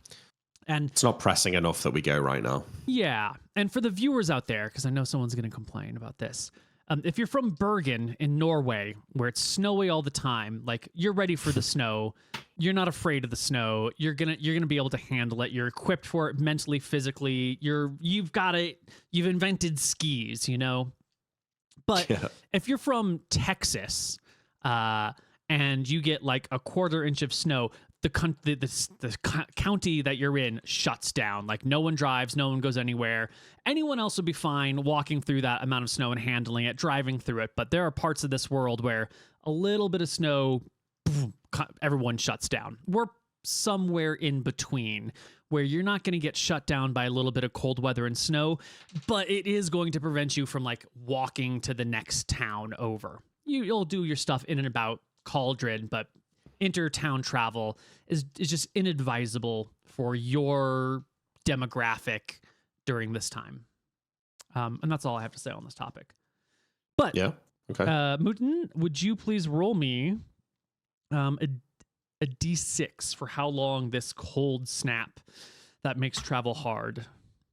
Ooh, 6 days. 2, 3. It's a good thing we didn't go. 5. Yeah, good thing we didn't go. 6. All right, that brings us to March. It is March 2nd, the day after the new moon. Springtime is only 4 weeks away. It's time to do Tassel. All right. Let's go. It's a cold day when you set out, but it's not too bad. There's still snow on the ground, but, like, the sun is shining and the sun feels nice on your skin. And the winds that have been blowing for the last few days have totally died out. The snow on the treetops is beginning to melt. And as you, like, walk out of your house, you can see little droplets coming down. It's still cold because there's snow everywhere, but, like, it's melting. It's going to be fine. Today's the day to set out. Yeah. Mm-hmm. It's quite fun to be on the road as well, isn't it? I was wondering, like, because if somebody told me I had to walk 40 miles over the next 2 days and sleep on the way, I'd be like, fucking hell, that's a bit of a mission. Mm-hmm. But I wonder how that feels to Luther and Pigeon, like, or if it's like, oh, this will be fun. I think this will be nice. Yeah. You know, there are people who, for fun, go and walk 40 miles in 2 days and camp outside. That is a... Yeah. No, I know people would do it. Maybe not just along the road, though. Yeah. A trail. Maybe not a paved road, but, like, a nice trail through the countryside. And what is a dirt road but a nice trail through the countryside? I guess, yeah. You're in nature. You're not in civilization. The West Road is 39 miles of beautiful grasses and burned down houses, ruins, and you know, little animals running around. It's a lovely place. Potential monsters. Yeah. Terrible things too. But I agree. Walking 40 miles on a paved road would suck. Let's fucking go. It's a 2-day journey to Tassel, and you see nobody on the way. Wow. No encounters on the road whatsoever. A couple of rabbits, some birds, an occasional squirrel, but that's it. Okay. Just a nice, quiet journey. So that evening... oh, yeah, go ahead. Yeah, as we're getting to Tassel, once the city's in sight, you know, I'll take off my chainmail and I'll apply our disguises. Okay. And then we need fake names. so we'll have had a chance to discuss our fake names. So let's do that now. What do you want to go by? I'll go by Robin. Okay, and I'll be Batman. Okay. Bruce, No, maybe? Bruce. Perfect. Yeah, okay. I'll be Bruce, you be Robin. So I have a question for you. This is going to have come up in your 2 days of walking. If you're going in as under disguise, what happens if you need to pull out your sheriffness? Would that be undermining you or Cauldron in any way if you were like, haha, I was secretly the sheriff all along who was hiding in plain sight? Or is that just an undercover agent? How does that dynamic work? I think that I intend to take out my sheriff badge once we get to the Brim Street Boys Tavern. Mm-hmm. I think we use our regular names at Brim Street Boys, yeah. Yeah. I see what you're saying, that it might slightly undermine our authority, but I think they're going to understand the situation with Shartuk, that, you know, it's necessary. Yeah.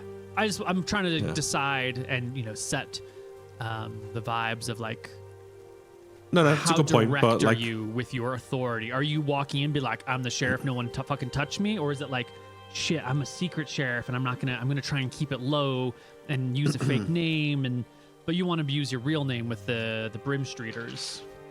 yeah, that because like- we're going to be we're representing Shacklebrook with them, Does that but we mean need you're to gonna like sneak into the town. walk into the Brim Street Boys area wearing your badge? Yeah, probably. I'll probably get my badge out before we go in. I think once we're down the steps, actually, we'd probably be okay to put our chainmail back on if there's like an alleyway where we could put it back on, but What if we'll have to see about that. What if after you depart, the Brim Street Boys talk with some of the people from the upper part of the Tassel, and they find out that nobody wearing chainmail and wearing a badge came through Tassel at all, and they get the impression that you had to like hide your sheriffliness to get through Tassel? And that's, yeah, like I said, I think that's fine. That's fine. They know that two people can't take on Shartuk. It's okay for agents of Cauldron to hide Yeah. their okay. Perfect. I just don't spies, think they're man. ever going to ask that. It's like, did you see these people? Someone will be like, no, I didn't see them. And they'll just be like, oh, okay. Yeah. Cool. Well, it's Wednesday night as you arrive in Tassel. It's cold.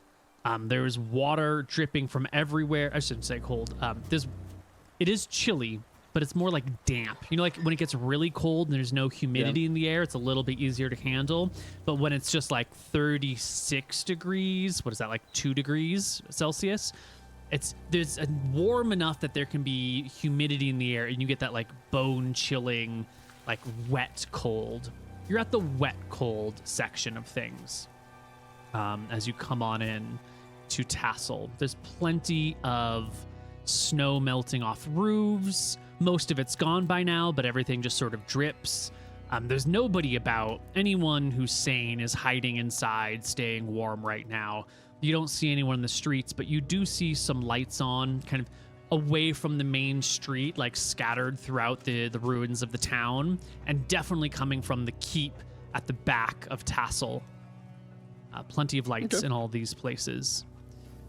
The Some- only thing I'm concerned about is getting accosted at the top of the stairs. So I think it helps that most people are inside. But once we get near the stairs, I think we wait. If there is anyone sort of loitering around, I'm going to kind of wait and watch them and look for an opportunity to just kind of scoot past them when they're distracted. Mm-hmm. They don't have a chance to like accost us and force us to have a conversation with them. You take the main road. It goes straight to the staircase. You don't see any faces the entire time. You get to the top of the staircase, which is right next to the fort. And you don't see anyone on the walls of the fort. Great. You see So lights we just coming make from the inside and sort of leaking through and under around the gate, but not a person to be found. we make a move down the stairs. Yeah. You trot down the Is there any- stairs. Go ahead. On the way down, is there any like alcoves or anything like that along the way, like little spots where you can stop to rest out of the sight of other people? I think this halfway down the stairs would be a good place to put my chainmail on and get my badge back on. There's a couple of places where the staircase goes inside the wall and then comes back out again. Yeah. So definitely good spots to do that. But the staircase The winds are blowing. Water is just sort of leaking down the cliffside, just sort of like oozing out of the earth and it's flowing down the cliffside, giving this like dripping off of everything. Little tiny stalactites, icicles have formed in a few places because the winds blow and really bring down the temperature. Whatever traveling clothes you have on, you have to pull close as you walk down the many hundreds of feet down to the docks below. Probably pretty treacherous steps, I would imagine, in these conditions. Yes. Ice. Like in icy some maybe. situations. Luther? Yeah. You're what? I'm not cold at all. Good for you. Well, watch your feet. Why aren't Yeah, you you cold, watch Pigeon? yours. No, we'll He's watch lying. mine. You're just lying? Okay. He's just lying. He's cold. Yeah. My dex isn't that high. Well, it's 12, I suppose, but I'm careful on these steps. Some places are icy. Some places are fine. You imagine that yesterday, all of these stairs would have been icy, and earlier in the week, they probably would have been impassable. Yeah. Yeah. You make your way down onto the docks. As we're Down. walking down the stairs, though, let's have a little conversation about how we're going to handle this. Any bright ideas, Pitch? We go in and we get a beer. Yeah, get a beer. You think we announce ourselves, or do you think we just drop some... We're probably going to need to say who we are to be able to get a chance to speak to the boss, aren't we? Oh, yeah. Okay. I'm going to look for those ladies. Yeah, you reckon they'll be in there? Well, don't get distracted. We got a job to do. And remember, we want to be on these guys' good sides. Right, let's not cause any unnecessary trouble if we can avoid No, it. they want to be on our good side. Yeah. Well, don't let Shacklebrook get in your head too much. We gotta be smart here. Shacklebrook's right. Yeah, but you go around lording it about, it's not gonna work. Sure. You Yeah, fall, go ahead, Tom. At the you bottom of the stairs. descend into the shadows of the canyon because the sun is low, and so once you get, a few feet down the canyon, down the stairs, you just fall into the early evening long shadows. You make it to the docks, wood everywhere, a couple boats bobbing in the water, a whole bunch of little fishing boats bobbing off of the water, off of the docks. Look at this, And Luther. I do a backflip, Neil. You successfully do a backflip. Papa, you have tumbling, right? Holy shit. What the fuck? Yeah, That's Yeah, crazy. tumbling. You're just doing backflips random, though. That's mad. I'm impressed. I'm actually impressed by that. you see a tavern. Half of it buried within the confines of the cliffside, the other half poking out onto the docks. Bright light streams from within, a distant sound of like laughing and carousing, and the sound of wooden mugs being slammed on tables echoes from within. A couple of other little buildings down here have lights on them, and the two boats that are tied up, slightly larger vessels, both have lights on them as well, but no gangplanks down. Do I notice one of them? Is Is one it of them the the same boat? Matavan ship? Neither of them are the Matavan ship. Good. All right, we head into the tavern. I guess before I open the door, I like put my ear to it, just to like listen to the inside briefly. I get a gauge of what the vibe is. Yeah, the vibe is that there's like a song being sung Okay. called The Old Maid. And it's one of those songs I can't remember the term for it, where like someone starts singing rounds. It's got like 6 stances, and you start on one, and this person then starts on the next one, and then you start on the next one after. Yeah. And everyone seems to be having like a jolly, friendly, happy time down on the docks of Tassel. Do we know this You song? gotta kick the door open. Yeah, of course. This is an old song. Everyone knows The Old Maid. Can I sort of like open the door you at the gotta time kick as it. one of the stances comes to an end and like take over the next stance? Yeah, if you'd like. Is that a Do bit nice crazy? charisma check. No, that's good. Yeah. So I think that's what I do. So like in the middle of the jovialness, I sort of like boot open the door and then start singing the next line of the song.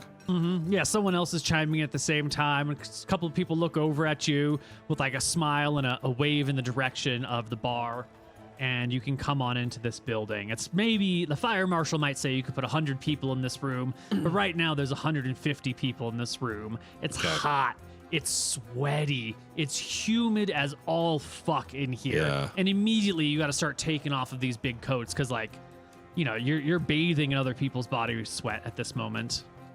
I'm gonna be on Love it. extra guard, Neil. I feel like this is a prime opportunity to pickpocket. So I'm gonna be putting my hands in my pockets and like holding on to my shit, and I'm gonna be watching for somebody to pickpocket Luther. Okay. Okay, I start pushing my way through the crowd towards the bar. Sure. Yeah, it's a tight, but people move around. Not a problem. You get up towards the bar. There are two dwarves hanging out, serving beverages from a long bench behind the bar. Do you speak Mystrian or Eridonian? He jabbers at you in Dwarven. Shit, Luther, I mean, what are we gonna do? I don't know. Beer. I point to like somebody else's beer on the bar. The dwarf brings you a beer.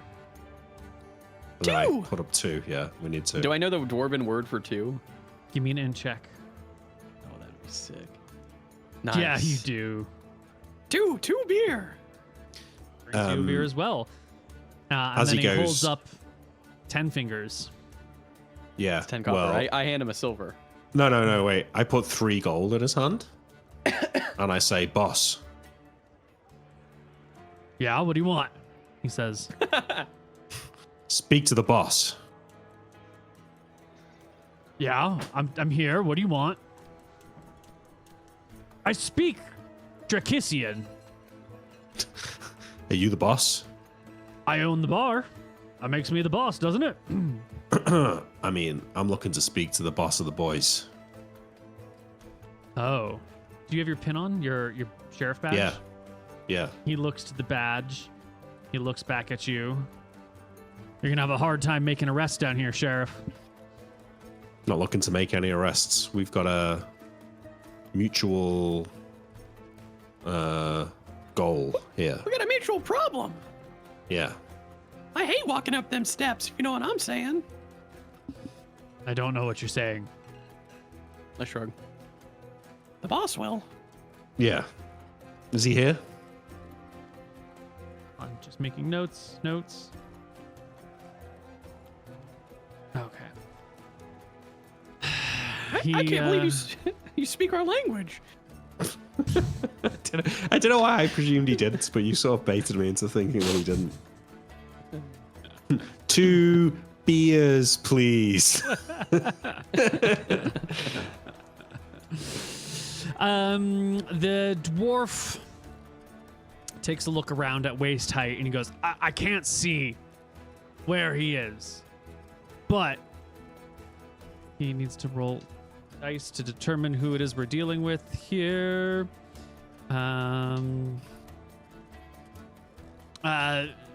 Shortish fellow, you know, short for a human. Wears a blue cap, partly to the side, bright purple jacket, gold buttons down the middle. Rapier at his side. Interesting dressed fellow. You can't do me an introduction? He's got a bar to manage, man. I'm working here. I threw an int check out, Neil. 25. I hit him with a thank you in Dwarven. Oof. Oh shit! All right. That's crazy. All right, well, I think we just drink our drinks for a little while. We have a couple of drinks. Take in the room. Maybe we can try and look for this guy. Can we do some perception checks to try and spot him in the crowd, see where he's sitting? Yeah, as you walk around the bar, you'll find him eventually. It might take you 10 minutes, but you'll find this guy. Can I give you a perception check to see how long it takes? Sure. 21. Yeah, takes you like 10 minutes to find him. It's a packed 26. bar. I spot him, though. You do spot him first. Yeah. For the first time ever, I spot someone before Pigeon. Yeah. You see this Okay, guy. what's his situation? His blue hat, his purple coat with gold buttons. He's sitting at a table. And You got he's ladies? got a lute in his hand, which he is playing. He is the guy who's playing the music that everyone else is singing along to.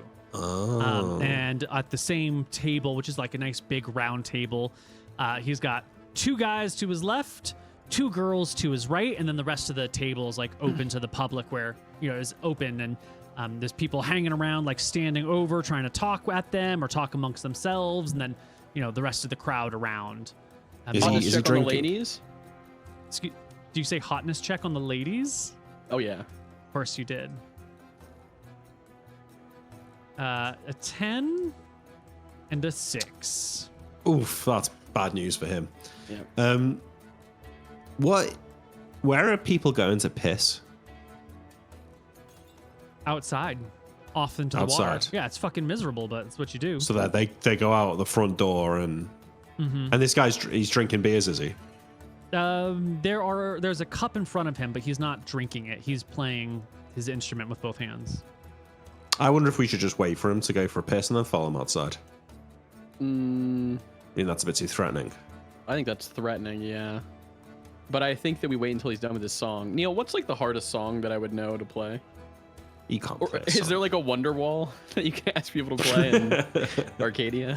Yeah, there's some equivalent. You can come up with a name. Is this trying to be a difficult song or a classic song? Or It originally started to be trying to be difficult, but now I think like sometimes that is a funny way to like start a conversation. Like, can you play Wonderwall? And you're just joking. So I'll bring that up to Luther. You just can want ask to him meme to- him. Yeah. We could ask him to play Ask him. Wonderwall and then talk to him. I don't know. Yeah, he seems kind of jovial, and maybe something like that would work. If this was back in Stromheim, we'd have to get through layers of goons to speak to him. No, this seems fine. Just go ask him to play Wonderwall. And then joke about it. All right, yeah. Well, there's got to be like some drinking song from Stromheim, Neil, Yeah. that people would know. Yeah, You give me, what do you want to call that it? I would know. Something about the vents in Stromheim. Falling off the the great- vents. A the song great about vents, the. or- Blocking up the vents. It's a song about someone. No, maybe he pissed in the vents so much that he drowned everyone in the dungeons. That's good. The leaky vents. Yeah, the leaky vents. So everyone knows this song. Yeah, it's about a dwarf that came to visit Stromheim, who drank in every pub in the city, and then took a piss in the vents, and like filled the entire dungeon layer of Stromheim up with piss till it came leaking out of the vents at the end. And the song goes like it goes through every district of the city, like naming different pubs, like well-known pubs in all the city, and there's like a little stanza in each one. Like in this one he met a girl, in this one he had a fight with an elf, in this one he had a drinking contest with a minotaur. It explains what happened to the queen too. And he drinks and drinks and drinks and drinks. He drinks with the nobilities, and he drinks with the red coast, and he drinks with the undead, and he drinks and he drinks, and at the end he pisses and he fills up the entire dungeon layer. That's the song, The Leaky Vents. So, Okay. and that's a good idea. So, I kind of watch him, like wait for him to. Assume he is drinking his drink. Yeah. Yeah, occasionally. He doesn't look like he's like getting hammered. But he's Can I- sipping his drink, at the appropriate moment where like the music dies, so like take a sip. But it's one of these songs that goes on and on and on, so he's doing mostly playing and not a lot of drinking right now. But you can. Does you can he? always wait. Who's at his table? Like, has he got like a set of companions that are sat at his table? I'd like to buy a round of Yeah. drinks for the table. Yeah, he's sitting with 4 people, 2 women, 2 men. And Yeah. are they all drinking the same thing? I try and clock what they're drinking, and then I order it. Yeah, there's just beer for sale, and it's the one beer. That's Okay. Well, there's I order only 4 one beers. thing to order here. Yeah. I'll go up in order. I run over. Okay. Can Yeah. I get 1 elven wine, please? Well, lad, that's an expensive one. It's 30 gold for a glass. Don't do Oh it. shit, Don't you you got dare. it? Of course. All right, well I'll do 4 beers for now, and I gotta get my money. I didn't think you'd have it. Well, there's not a lot of call for it. It's just been sitting in the casks, buried in the wall for nigh on 20 years. Oh, I bet it's only getting better. I mean, it's aging. Yep. Last time I bought it was in Stromheim for 10 gold. Well, Probably got sold some swill. Oh, trust me, I'm quite the elven wine connoisseur. I would know if it's swill or not. Oh, really? You got your own bottle yeah. at home then? Kind of look down, but like in like a, You know, a gentleman doesn't tell. I give him a wink. Well then, Mr. Connoisseur, go fetch your gold, and we'll get you a nice vint. All right. I get 4 beers and I'll bring it over. Okay. Okay. So I grasp the 4 beers and head over down to the Look, fella's they table. got elven wine here. Shit, really? Yeah, he said it's 30 gold. We can't afford that shit. Well, I can't afford that, yeah. Yeah, we ain't got that kind of money. One day though, now that we know it's here, we'll treat ourselves. Right on. I go over to the table. I sort of like crouch down to put the beers on the table and say, hey, I don't suppose you know the leaky vaults, do you? The leaky vents. Give me a charisma check. Are you Come charming? on, Nick. Are you awkward? No, he's been rolling high all day. But I've also, Fucking I brought over. them drinks, Neil, which would give me an advantage here in this charisma check. Oh, I got 32. 32 Easy. fucking kills it. They give a bit of a chuckle, and the guy with the loot goes, leaky vents? That Stromheimian piece of shit? No. We don't play Stromheim songs down here. Fucking come on. capitalists always thinking they're better than the rest of us. You ever been It's to a good Stromheim? I'm from, that's why I want to sing it. I'm from Stromheim. You're from Stromheim, huh? You're That's some right, sort of, he looks you up and down. You don't sees the badge. strike me as a temple guardian. You don't strike me as a demon No. slayer. Red coat. No, I was with the pitman. Who? The pitman? Haven't heard of him. Must have been a long time since you've been in town. Maybe the pitman is just a bunch of losers. He says, testing you. I narrow my eyes at him and say, maybe you don't know as much as you think, but how about that song? Yeah, why not? All right. And he'll start There up you the go. leaky vents. And as he does, there's like a pause in the crowd. And then there's like a couple of groans that you can hear coming from like different places in the bar. But, you know, people will eventually. But I'm going Pick to it blast it out, Neil, so, you know, I'm going to get people on board with my incredible singing ability here. Do you have a singing proficiency? I don't, but I do have height. I got acting proficiency though, and what acting school doesn't come with some singing, right? Like, Well, I can do the moves. You know, I'm selling the performance. Let's say. It's true that a good actor should be able to act, sing, and dance, but there are plenty of actors who cannot sing a lick. And, True. Yeah. Give me But a I'm not charisma one check, of those buddy. actors. I will. Bust it out. Oh no! It's a little Disaster. off key. Yeah, that's all right, The though. It's timing's a little only, awkward. Well, he's going you know. hard, and the whole bar is just not into it. you know? Yeah. Yeah, that's fine. I think It's fine. maybe it's a little bit of jitters, like you start singing, but like not a lot of other people are joining in, and you get that moment of like, oh no, it's just me. Self-doubt. Yeah. I'm dying. The self-doubt creeps in. You start worrying if you're fumbling. It only makes you fumble Yeah. harder. It's only a 19. It's not the worst roll in the world, but it's definitely not what I you skip a couple dreamed of it. I skip a couple of verses, you know. Mm-hmm. I miss out the one where he banishes he has a duel with a skeleton and sort of then drinks a beer out of his skull. Yeah, that's one of the best verses, but I miss it out. You know, I can sense I'm losing the room. Yeah. Well, it ends eventually. Thank God. Fuck off. Well, thanks, friend. I appreciate that. Always good to get a taste of home. You know, I haven't been back to the city in a little while. I'm in new employment these days, as I say, and I kind of like polish the badge on my lapel. You're a little far from home, aren't you? Yeah, but I've come here looking to speak to someone with influence over these docks. Also, I mean, this is technically our home too. One of the people at the table near him, the woman who's sitting closest to the edge of the like circular booth table, adjusts her position a little bit to make it more clear that she has a pair of daggers at her side and one of her hands is on her dagger. Okay, I show Yeah. her mine too. Yeah, She shows you. You show her. We're all yours. armed. We're all armed. I'm in leather. I mean, Yeah, and he's in chain. The man with the blue hat and the purple cloak with the gold buttons gives you the You think we can have? invitation. You think to we can have a talk. chat? Speak up. All right. Is there a seat? There's Move over, not. lady. Yeah, this is your I first tell the time lady who meeting this guy. Go ahead. I tell the lady who showed me the daggers to move over. She doesn't move. All right. I crouch down next to him.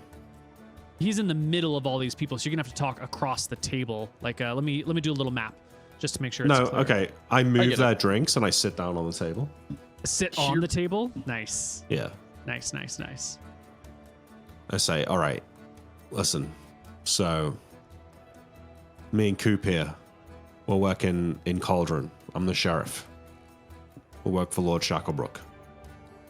And we've been looking at Tassel, and we're a little bit upset at how trade through the docks isn't really happening as we'd like to see it. So we came down here to investigate. I throw him a thieves' cant of like, Yeah, going up those stairs, you start to lose everything. Mm-hmm. Yeah. Quite a problem. Mm-hmm. Now, the thug up there, my lord's not too worried about him.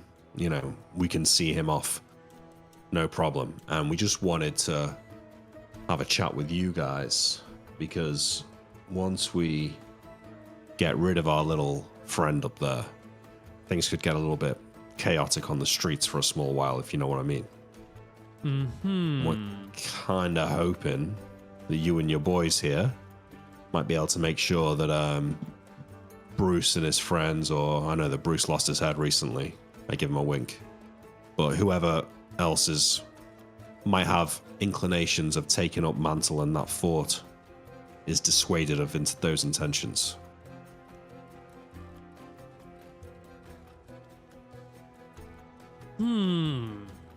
We want to see trade coming from Matava all the way through Tassel, all along the West Road, all the way to Cauldron, all the way to Stromheim, and vice versa. And the way I see it, there's coin to be made for all of us if that happens. He bobs his head in understanding as he listens. Mm-hmm. So, And what's in it for me? well, I just explained to you what's in it for you. You know, Shartuk up there, let's not mince our words. He's been a real thorn in the side of Lord Shacklebrook, and he's not going to be around too much longer. He's really at the top of our list of problems that we want to deal with. You know, right now you guys, as far as we can tell, aren't causing any trouble, keeping things running smoothly on the docks. You're not on the naughty list. If you even were on the list, you'd be right at the bottom of it. And let's just say we all play nice here. We can keep it that way. You don't want to be on the list. So you're saying that Shartuk is going to have a little fall off the cliff sides, and when he's gone, what? Just want you guys to make sure that nobody else takes his seat, if you know what I mean. We think that with the head of the Hydra removed, so to speak, that the whole thing will come falling apart. But That little fort's quite a fortified position. chaos ain't good for business, so... You know, when it happens, you'll know it's happened. Maybe you I- move up there, you hold the fort, and you hold down here, and you just facilitate business. Become a rich man. The guy looks at the other people around him with sort of like surprise, and then looks back at you two, these like thieves from not Shirebrook, Stromheim, who are like somehow the sheriff. And he goes, well, sounds like we need to wet each other's whistles a little bit here. It's a lot of what you're saying ain't an easy thing. You know, you get rid of one head on a Hydra, another head grows back eventually.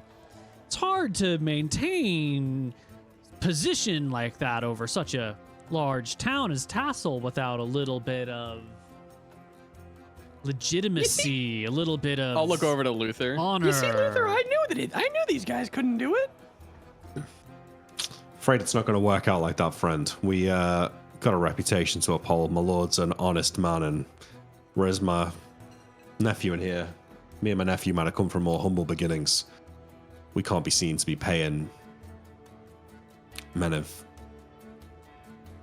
ill repute. Well, I don't want to be a man of ill repute. I'm talking about formalizing these relationships. You know? We're going to be collecting taxes here in a few years. We can't be doing it like that right now. Listen, if things are smooth I think and trade starts flowing, Lord Joey Silversong has a great ring to it. Don't you? it certainly does. Yeah, it sounds great. Yeah. It's easy to make Yeah. things up that sound good. Well, maybe if you do a good job, you'll be able to talk to our lord. But that's going to be Listen. down the line, buddy. You know full well that we've not got any kind of authority like that. We haven't even got coins to give you. But what we can tell you is this: when this plan goes off, someone has to be keeping control of Tassel. And I'd rather, I've got women back in Cauldron. I don't want to be spending all my days here making sure the trade flows nice and smoothly. So if you could do that, I'm sure you can make more than enough coin to keep yourself nice and wet.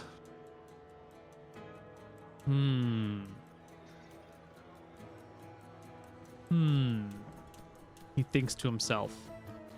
A good proposition should be reviewed in a multitude of states.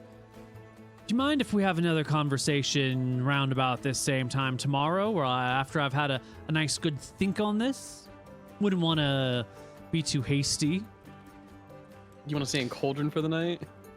Or I'm afraid Tassel we for the haven't got night? accommodation for the night, but if you've got somewhere we can rest our legs. Yeah, the Dirty Seaman down the road. Well, down the dock. Okay. Is that an inn? It is. Or just a particularly stinky fella? No. It's where your mom stays when she visits. Oh, that's, yeah. Sure, it's the lap of luxury then. Good. All right. Well, yeah. We all right to drink with you then? The table's a little full, but you got stay at the bar. All right. This guy's an asshole, Nick. He's all right. He's not that bad. Well, I'll speak to you tomorrow then. Can we do the morning rather than the night? I need a day to think about it. I'm Yeah, not well, going we're to be gonna any meet you. good in the morning. Then we'll make you at lunch. Here, when the sun's We in got- this midway through the sky. We got places to be. We can't be spending 2 nights here. All right. Lunchtime it is. All right. And with that, you guys can mingle back into the crowd, or you can venture off down to the Dirty Seaman. No, I think Well, hold on. I think we want to keep a watch of him, right? See what he yeah, does. but I also want to... Luther, the elven what? I could get back there. Pigeon. What did I say? It's just not the time or the place. Come on. If you want to... Keep talking. If you want to, lift a few coins to pay for it, though, I wouldn't stop you doing that. Just don't get caught. Oh, I'm not good at that. What do you want me to... Will you I'll, gonna sneak I'll back leave, there? Neil. I'll go outside. Is there like a cellar door or anything, or no? You said it's like in a mountain. So the bar comes out of the hillside because it's like, it's at the base of the giant cliff. So half of it, or a little more than half of it, is within inside the cliff. The rest kind of sticks out and comes around. There's a big main door that everyone enters and exits from. I don't think there's a cellar door that is built into the mountainside at all. So there's one way in and out of here. There is the windows you could go in and out of. They don't have glass on them. So if the shutters are open, you could jump in and out of the shutters. But there's one official doorway in and out. A big door. There'd have to be a way to get the barrels down to the cellar, though. You're going to have to roll it in through the front door. Yeah. Oh, that's Because the awful. barrels will come off the boats, and then you'll roll them in through the front door, and then behind the bar. It is Okay. definitely not the best situation, but you make do with what you got. Is there anybody peeing? Let's random chance of someone peeing. No, not right now. All right, I pee. Cool. And I go in. That'll be that. Okay. When I see Pigeon leave, I'm worried that he's trying to find a way to break in, but I don't stop him. I drink at the bar. I watch. What did he say his name was? Joey Silversong. I watch Joey Silversong. Just gonna write that down. Lord Song. See what he's doing. Like, does he go back to singing, or does he seem to have like? He hangs Sort out of. with his people. You know, he puts on another song. You know, starts stringing, thumbing away at these things again. But he's a good enough performer that he can like play music while having a separate conversation to the person next to Yeah. him. So it looks like he is sort of chatting with his folks while playing, but it's such a crowded bar that you have a hard time getting a view of him without being right up on top of him. So as you like recede from him, you can see this happening, but then like it gets thick with, you know, hot man sweat everywhere. Wow. Kind of stinky in here. Mm-hmm. While I'm outside peeing, I check my belongings. I'm not missing anything. Right. Well, someone definitely did make a thieving check. I was waiting for the right time to resolve it. You did say that you wanted to be watching Luther, but then you were also definitely involved in conversation. So I think you came in keeping an eye out for things, and then maybe partway through, your attention might have got distracted with the more important thing. So I want you to make me a perception check at -4. Oh, natural one. It doesn't matter what the penalties Oh were. God. All right. Well, now I have to see if the pickpocket attempt even succeeded. Who's getting pickpocketed, me or him? You?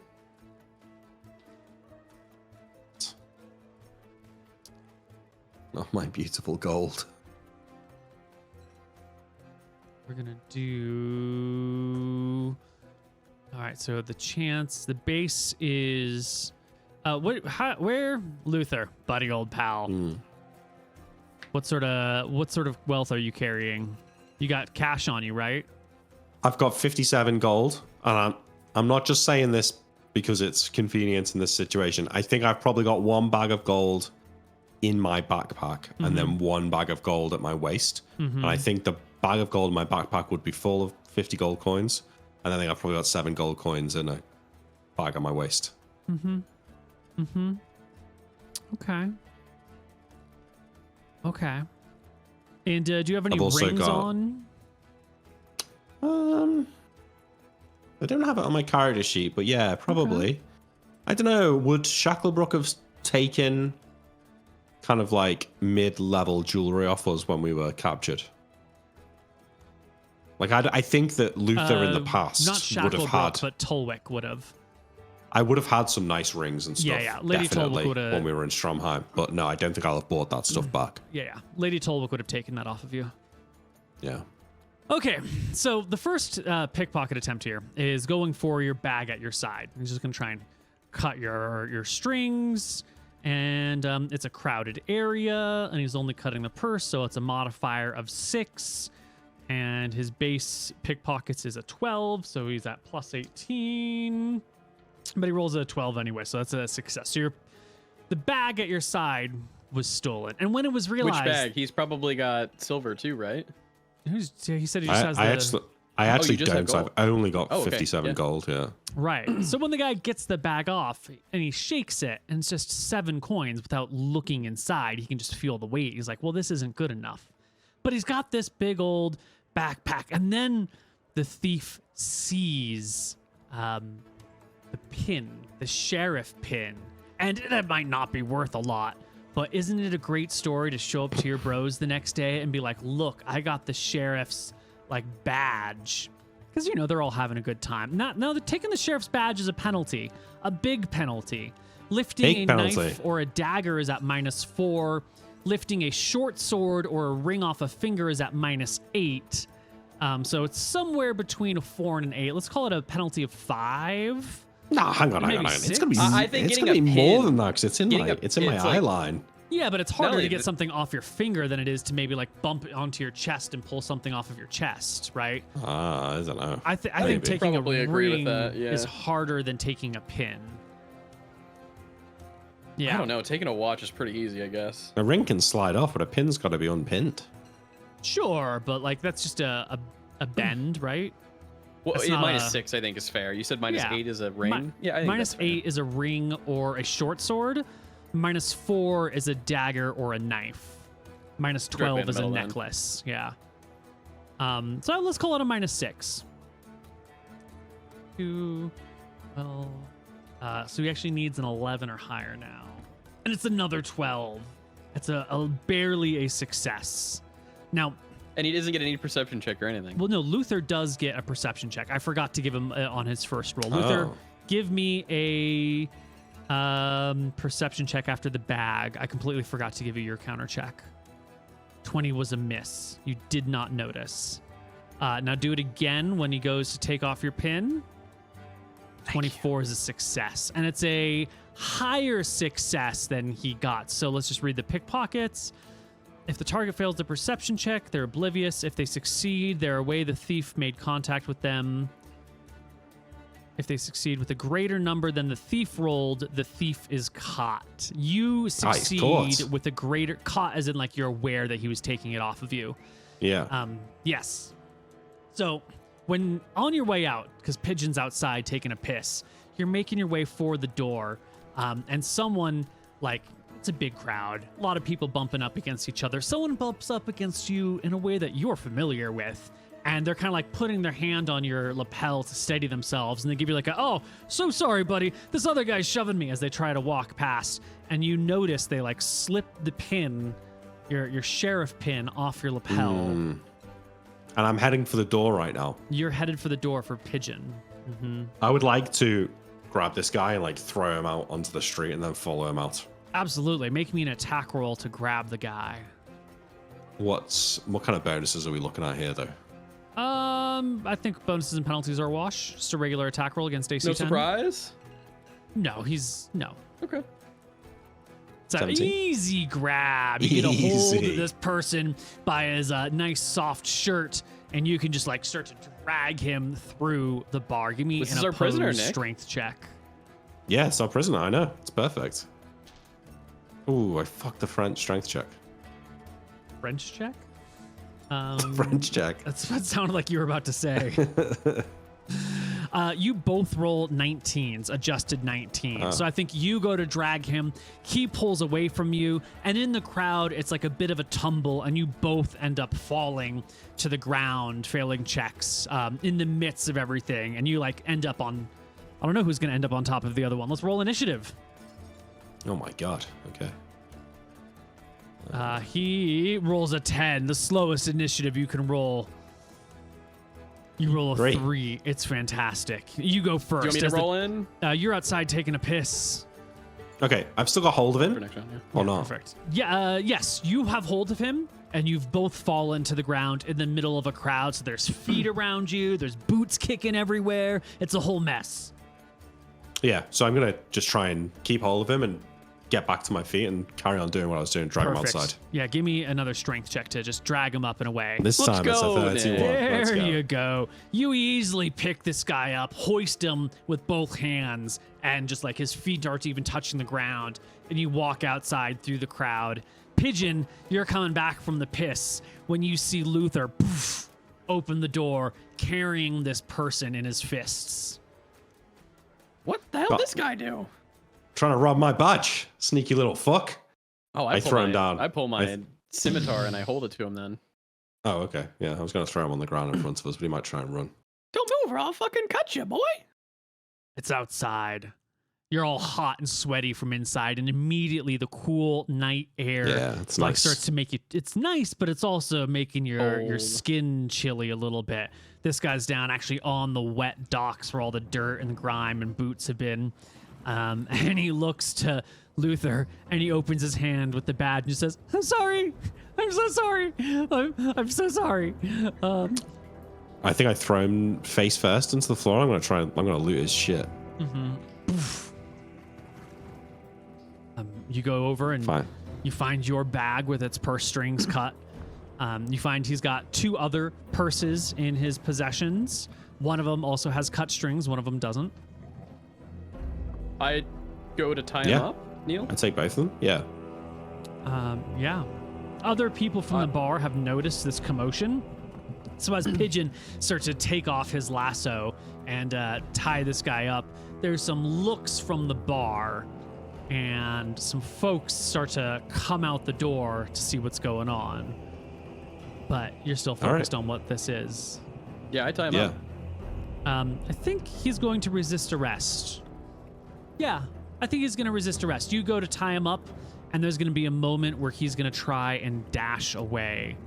Since you're already holding him, he's going to have to beat Pigeon in a strength check to get out. Wait, I'm holding him. Luther's holding him. I'm tying him up. Luther's That's to be holding me him. in a strength check. Pigeon. Oh, no. Wait, that's different then. He already got picked up off his feet and carried by you. Yeah, it's not gonna work, son. I'm trying to think how we're gonna get this guy back though.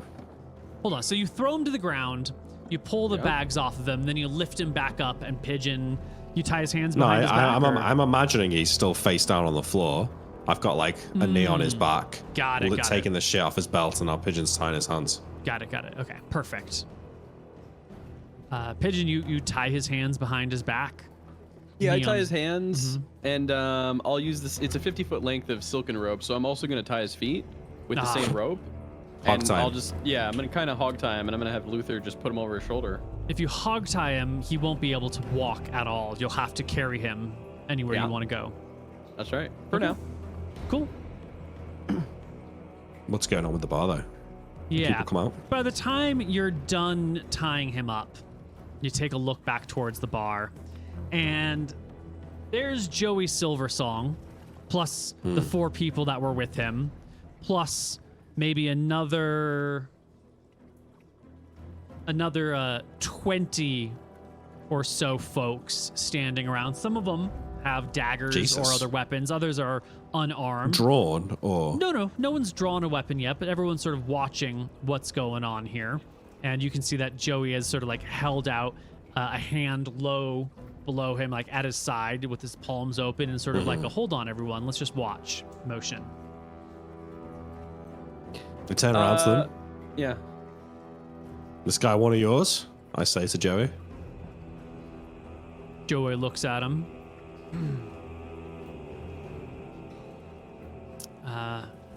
That's Zebra. You know, not very smart of him trying to rob the sheriff. Even stupid to try and rob the sheriff's badge. I'm not sure you want someone this stupid in your gang. Joey will take a half step forward. Zebra buddy, did you try to do something illegal to the lawman? It's not a very smart thing, Zebra.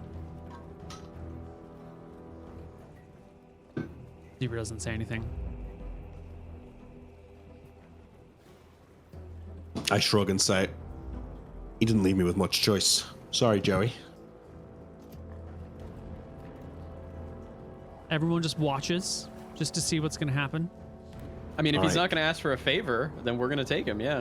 Yeah, well, but I'll be seeing you tomorrow at lunch. I give him a nod, and then I hoist Zebra over my Zebra shoulder will be and coming with us. He'll be there too. walk down the dock towards the Yeah, we'll leave. This guy over the stinky shoulder. seaman. Yeah,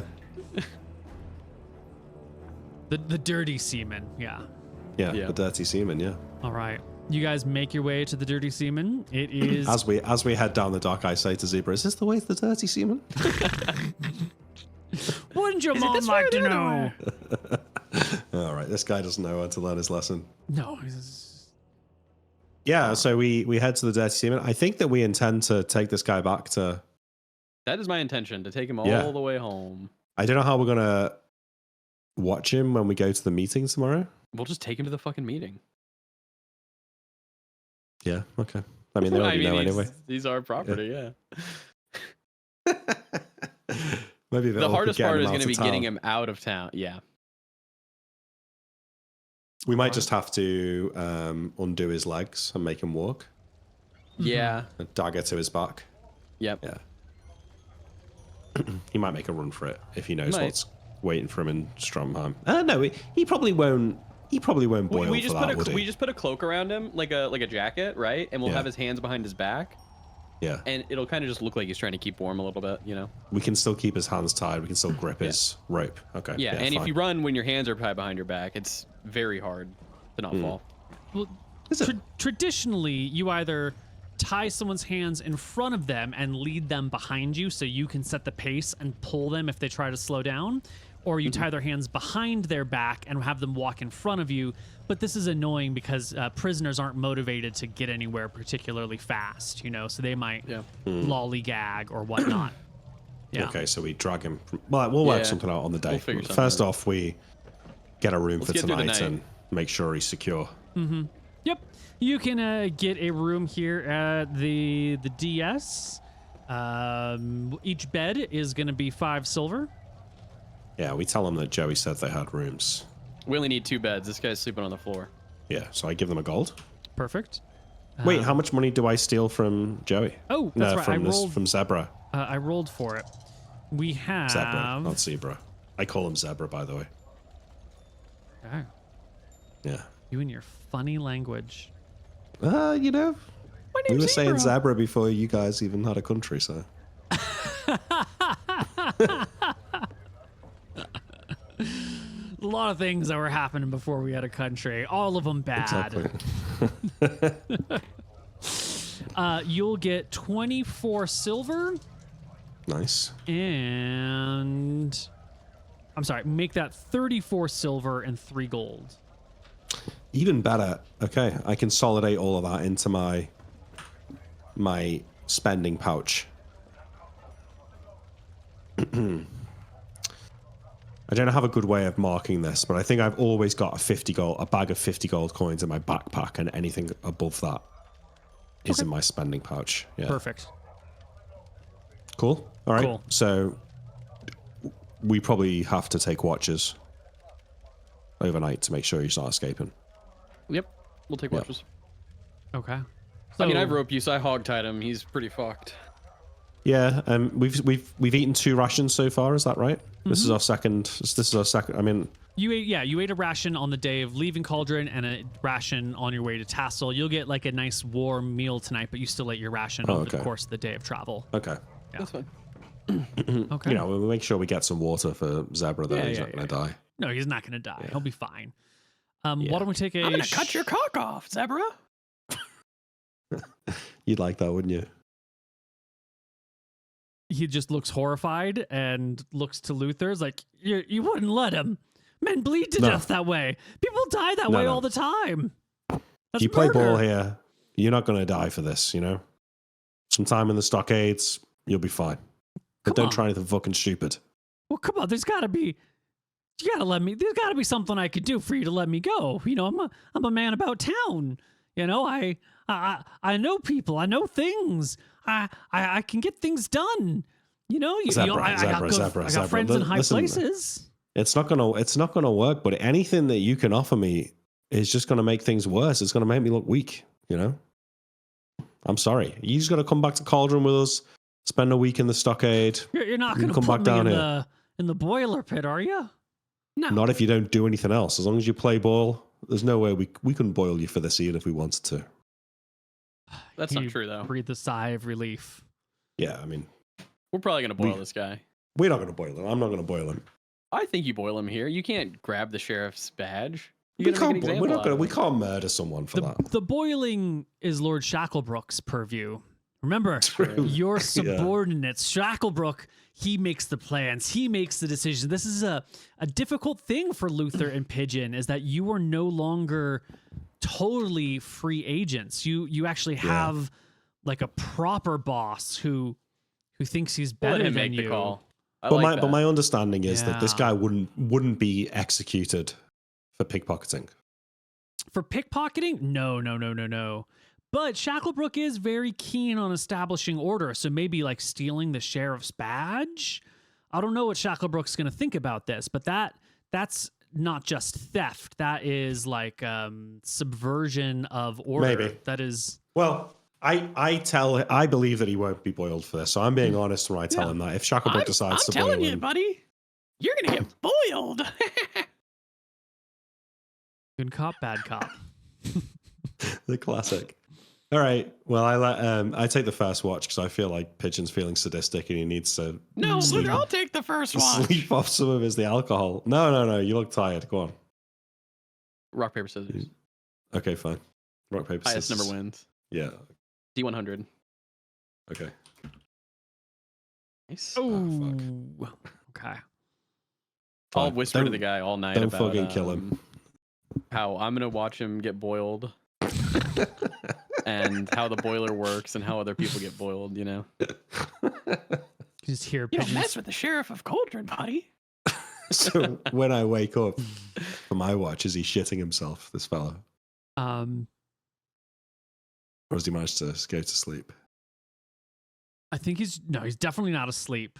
I think he's just very, very quiet and like in that freeze response. And he's just like, fuck, just like quietly to it. He's had Pigeon talking to him for hours about terrible things. And so he's just like practically catatonic. When I wake, I say, any issues with him, Pigeon? Oh no, he's been a model citizen. All right, good. Well, you get some sleep. I'll see you in the morning. And when As Luther Pid- turns around, I do like a boiling like thing at him. when I gotta Pigeon's bed, yeah. gone, he'll say quietly to Luther, he's crazy. That guy's crazy. He's fucking mad. Yeah. Hey, he's my nephew. You leave him alone. You're not gonna let him boil me alive, are you? He doesn't make those decisions. He doesn't make those decisions. Don't worry. You're lucky though, because if you'd have run afoul of us about a year ago, you'd already be fucking dead probably. But we're men of the law now. All right, with that, why don't we take a break and come back on the other side? Yep. Okay, everybody, it's the next day. You wait, you sleep in so everyone can get their good rest. 4 hours of sleep a night ain't great. So you're spending like 6 hours on watch, 6 hours, getting nap time. It's a brutal schedule with just one person keeping watch while the other person sleeps. Very frustrating. But eventually, dawn the time for you to get up and start going about your day comes. The weather today is a little bit better than the previous days, but down here, still in the shadows until noon. The canals are quite cold. Yeah, well, we Come hung on, around the end. boiler Hopefully, we boy. get some food. But Mhm. we're not meeting the dude till lunch, so Well, we can just skip to lunch Let's if you skip. would like. yeah, I think so. All We right. feed the boiler boy. You go back to the tavern. The middle of the day here on a Thursday ain't particularly busy in the tavern.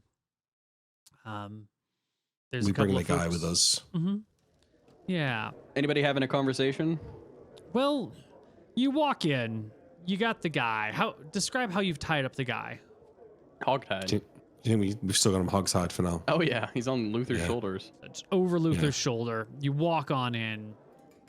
There's the Sit two him in a chair. dwarves behind the table, looking a little sleepy-eyed.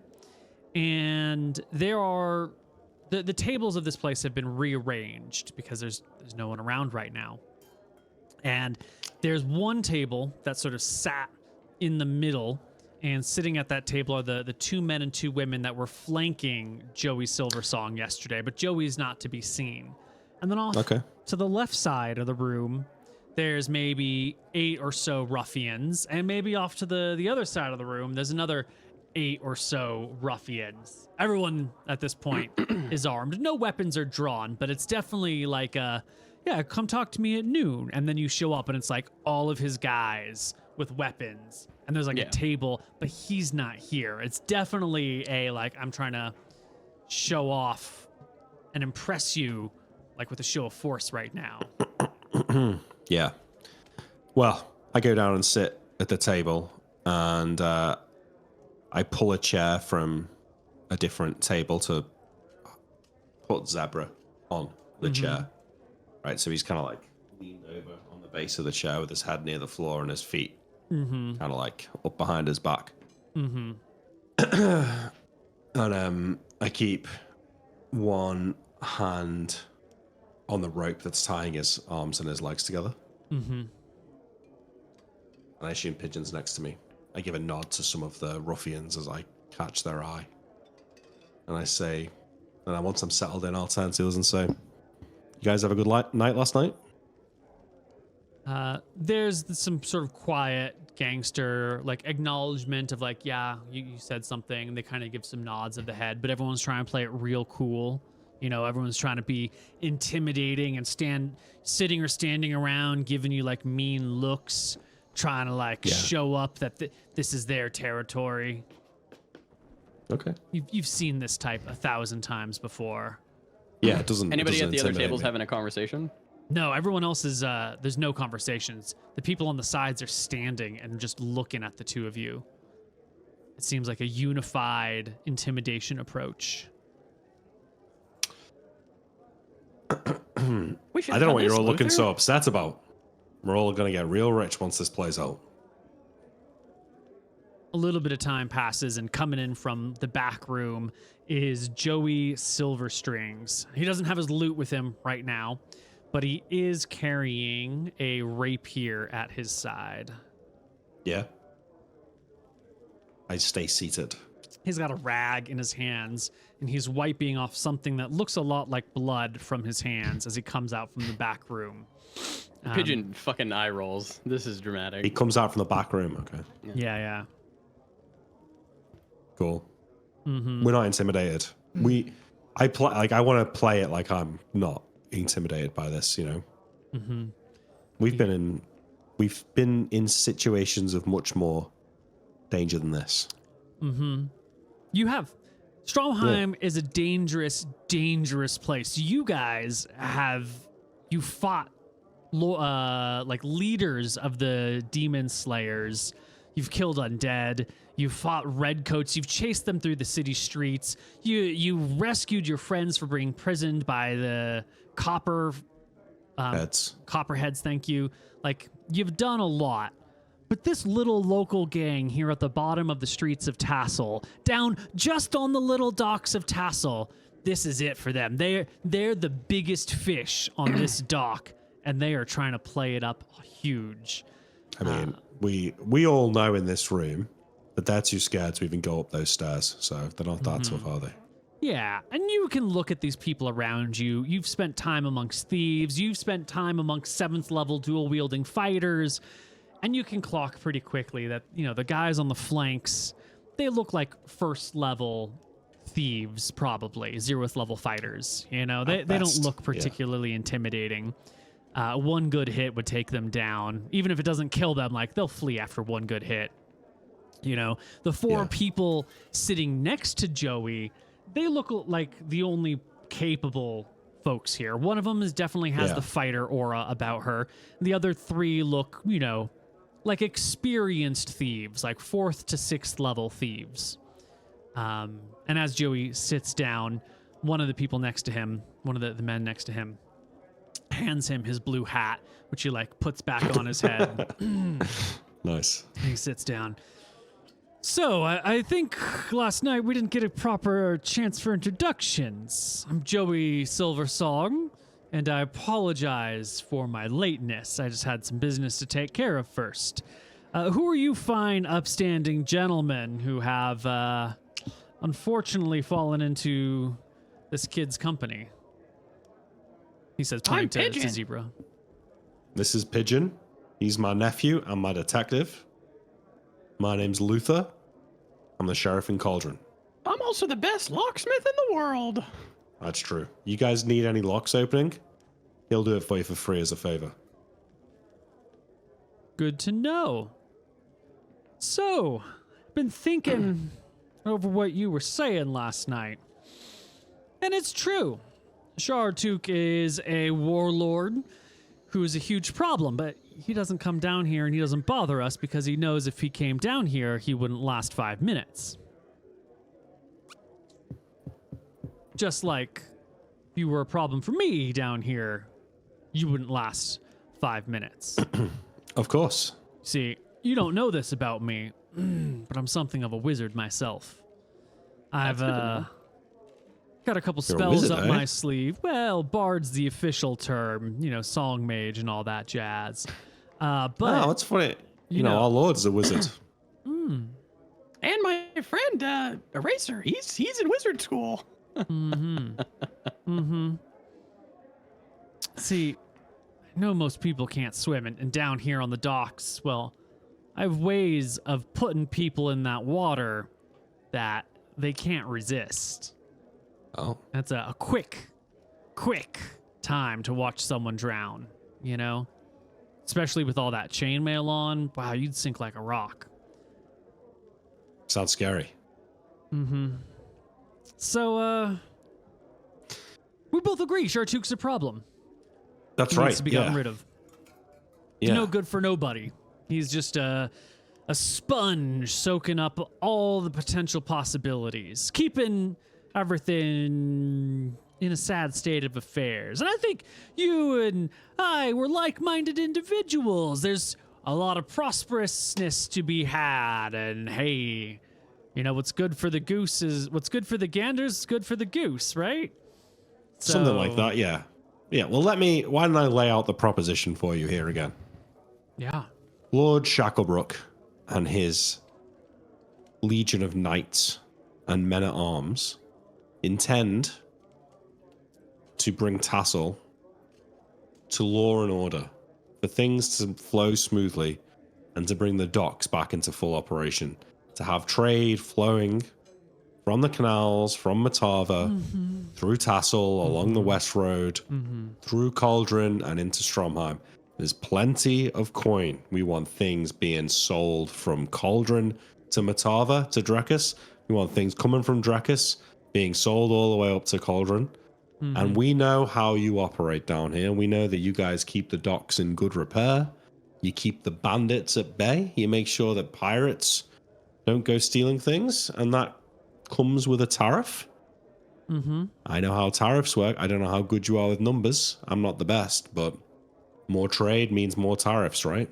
Who pays for the tariff, Luther? The consumer pays for the tariff. Oh, yeah, that makes sense.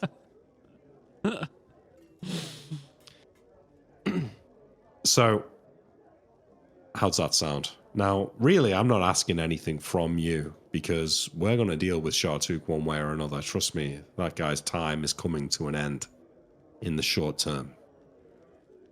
I'm just giving you a heads up so when it happens, you can take full advantage of it.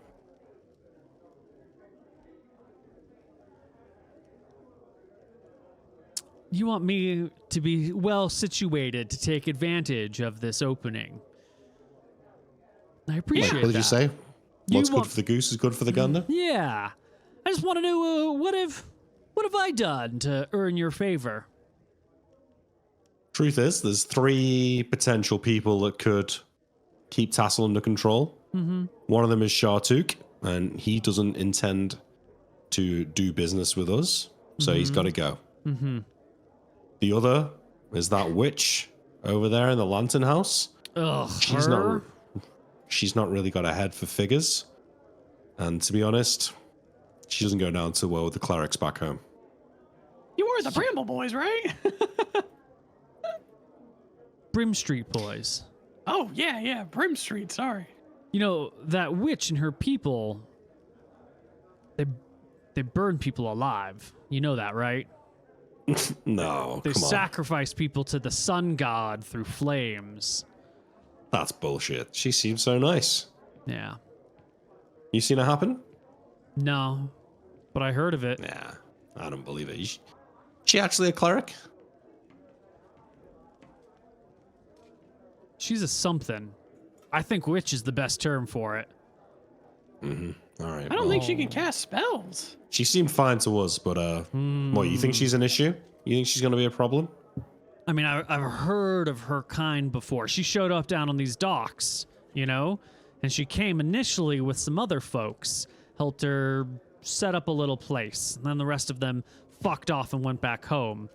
And they had some followers with them at the time. Got a little bit of chatting with them. Heard about the blinding light. You know, they were looking for some sort of crystals to help focus the sun's rays and put it right on your forehead until it burns right through you. I shrug. Well, until she causes trouble, she's pretty low down on the list. Mm-hmm. So, you've had time to think about it? Are you going to cause us any trouble, or are you on board? Well, I think our goals are mostly aligned. I just want some sort of assurances that I will scratch your back, you scratch my back, you know? You deal with Shartook, we keep it safe after you're done with Shartook. Means you're not going to be coming around bossing us. And he points to the man that's like hog-tied and awkwardly sat on a chair. You know, it's not going to do us any good if we clean up streets for you only to have you coming in and causing problems for us. There's two things you got to consider here, right? One, it's to your advantage that you're dealing with me, because I've sat where you are, like I said. You know, we're from Stromheim. We didn't used to be men of the law. You know, I've dealt with the Copperheads. I've dealt with the Redcoats. I've dealt with the Demon Slayers. I've dealt with the Temple Guardians, you know. I've been around in Stromheim. I've killed. I've had people trying to kill me. I've been stealing. You ever heard of Carlo Vallejo? Nah, who's he? Well, he's fucking dead is who he is. Anyway, I've been through it. I know how you work. We understand each other. You've got much better chance of dealing with me than if Sabin Twin Tower has to come down here and have a conversation with you, or Belle Blanche, or any of those other knightly noble folk that Shacklebrook keeps on his payroll. As Or long as Sybil. things stay cool, you can deal with us. We understand each other. Things are going to go smoothly.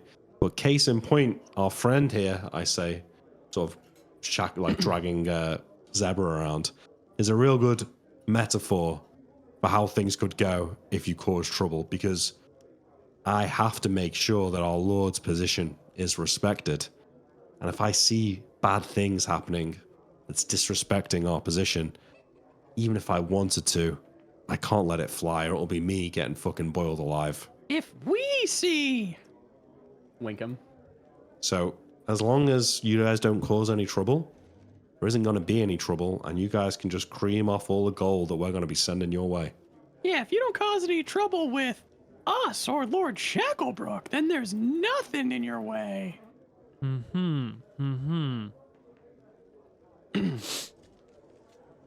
So that's how it is, really. You understand, we got to take Zebra here back to Cauldron. He's going to have to do a week in the stockade or something like that, but he'll be back eventually. Well, it's up to Lord Shacklebrook. I don't want to make any promises. He's only a bit of thievery, he'll be fine. I shrug.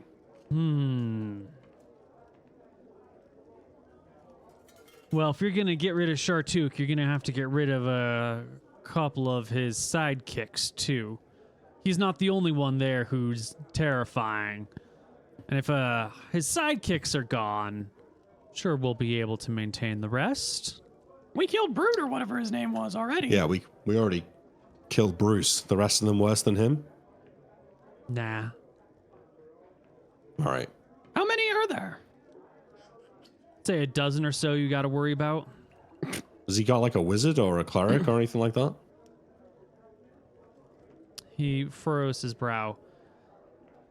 Man, I think he made some sort of deal with the witch, or with some sort of witch or hag, or some sort of fey creature somewhere. Because he's got something in that keep of his that makes weird sounds in the night and sometimes during the day. What kind What of kind sounds? of sounds? Unearthly sounds, you know, like the baying of a beast from hell. I don't know. Oh, maybe a hellhound. A That's moaning weird, that 'cause- sounds like a ghost or something. I don't know what it is. I ain't seen it. I ain't tried to see it. But I have seen, we've all seen, when those gates open up, there's a pair of heavy ballista just inside. Okay, well that's good. Good to That's know. good information. Yeah. We're hoping that. Well, actually, I'm not the plan guy when it comes to dealing with Shartuk. That's more for my lord and the knights to work out. You got to weigh in? To what? His fort. Front Yeah. door. That's all. It is just front door and wall. One way in, one way out. All right. All right. Well, listen. I mean, it sounds like we got a deal.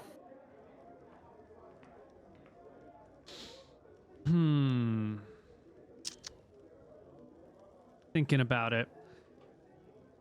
One more. I mean, if you're not going to deal with the lieutenants, then there's not really much for you to do. Well, you want to keep someone here to make sure no one else crops in. You know, you see an empty house, people move in. You just need the houses to be kept full. Unless you want to post some watchmen of your own. Station one of your knights over here. A couple of your knights over here. We don't want to have to do that. Mm-hmm. Yeah. Well, what about you got some criminal scum in your dungeons, I'm sure? You've seen the look of Tassel. This place is not but buried detritus, ruins, and ash.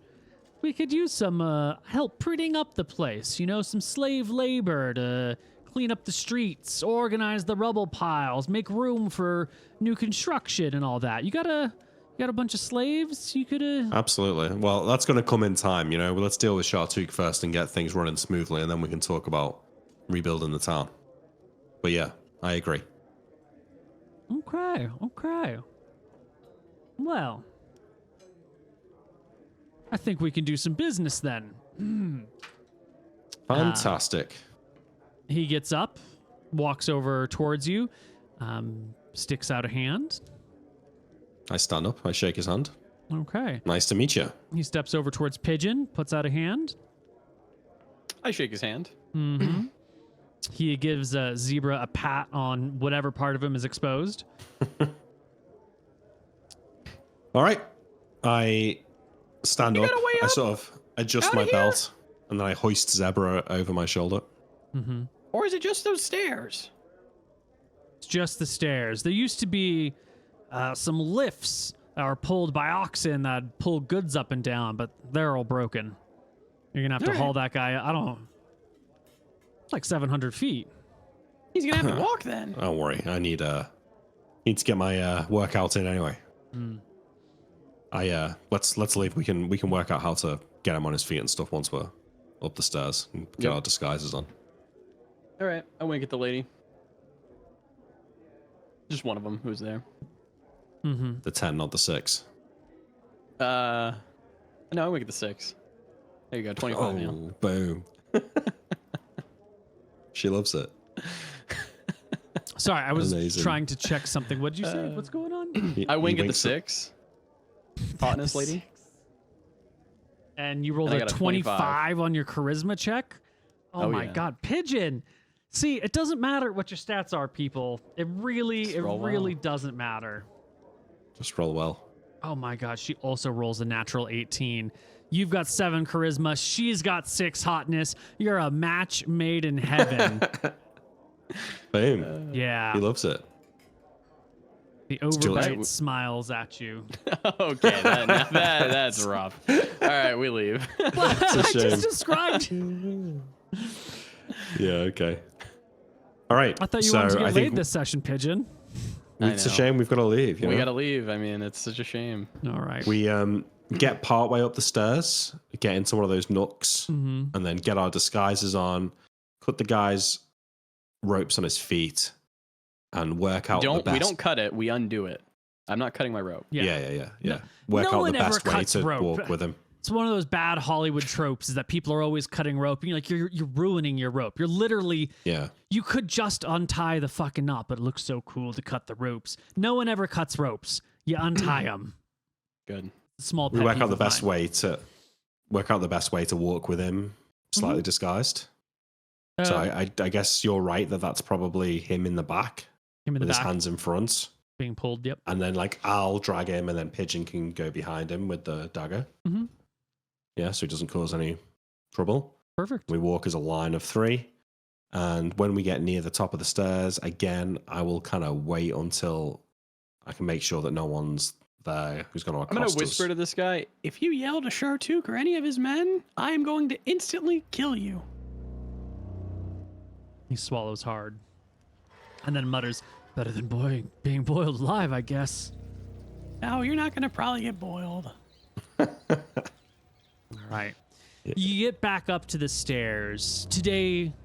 Yesterday was a warmer day. Today's even warmer. Most of the snow, if not all the snow, is gone. Just little tiny patches here and there. Everything is still fairly damp. And some folks are out and about right now. Not a lot, but some. Because it's like midday or a little after midday now, rather than the evening when you arrived. We want to hurry out of town, though. Mhm. Yeah. Yeah. These stairs are the only bit I'm concerned about because I know that they accost people coming up the stairs, right? Well, from the stairs, as you get to the top, you can see that the wooden keep, has a watchman on it now who's got like a big wool cloak pulled over him, who's watching the staircase as you guys come up. And as you come up and you see him and he sees you, he turns and shouts something down to the people below him. You know, you're too far away to hear what he says, but you can see that he turns and like looks down towards people. Okay. in We the hurry. keep. We hurry. Yeah. Mm-hmm. We just don't want to get accosted by these guys Nope. if we can avoid it. Yeah. You start coming out, and a couple of folks wheel out of the keep as you're hurrying forward, and they will intercept you. They got plenty of time to do it. I know you're hurrying, but you know they're All right, well Nick, we're positioned gonna have to stab do these this. guys, right? No, really? I'm not sure yet. Like, I'm not gonna do it immediately, I but think we just try and ignore them / pay them off. yeah, I'm paying off. Yeah, the first it is 3 people. We don't led stop. by- I make out like I can't hear them. You know, we just walk past. He pulls his arming sword out very quickly. Okay. As like a demonstration of talk to me or violence. And he says, Okay. well, what has the cat brought in? Who the fuck are you guys? You know, there's a fee for setting foot on land in this part of the world. Apologies, my lord. What's the fee? A gold a head.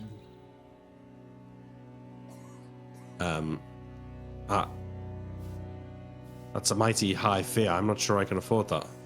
Mm-hmm. I jingle my hands around inside my coin purse. Well, that's all right. If you don't have the 3 gold, why don't we just take those 2 heads, and then all you'll have to do is pay 1 gold. No, sir. I kind of like look inside my pack, and then I just pay in I pull out 3 gold coins and hand it to him. Well, gold coins. See, if I'd known you were moving real goods, I would also let you know that there's a 30% tariff on any goods moving up and down this staircase. So why don't you show me what's in your pack, and we'll take 30% of it. We don't want to do that, right? No. You're right out front of the keep.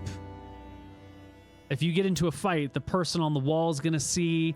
He'll let people on the inside know. You're in the heart of enemy territory. I open my bag. There is currently 6 gold coins and 34 silver in there. There's also your chainmail. No, that's in my backpack. I open my coin purse. On the Oh, front your of my... coin purse. Yeah. Mm-hmm. Yeah. Well, he's gonna want to look through your backpack too. And the kid's backpack, Pigeon's backpack. He's gonna What should we do? take a look at all of your stuff. I know what I'll do. Well, we're just training this, and I'll open my bag and I'll pull out the leech love vial with 10 things. It's an herb. He takes a couple steps closer. What sort of herb? Looks like a liquid. Yeah, it's supposed to, like, if you get the itchies on the crotch, it fixes it. Now, isn't that what you gave to Lord Shacklebrook? It is. I'm lying right now. Okay. Leech Love helps with itches, but it's not like the crotch itches. It's the itches against The antidote to the Yeah, it's scratching the powder. antidote to the scratching powder. Just checking my list here. Right, fluids from glands of leech, the numbing thing. Gotcha. He'll take a look at this, Leech Love. What else you got? Weapons? Armor? I'll show him my Rush- bag. Golds? Rations. Rations, a few weapons, armor. Yeah, I mean, I don't have much. Here, I'll hand him additional 3 gold. that's about 30% of what we got. He's definitely going to want to look in Luther's bag.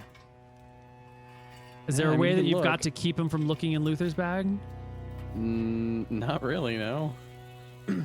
I mean, Is there anything in Yeah. your bag that you're going to try and keep him from seeing in particular?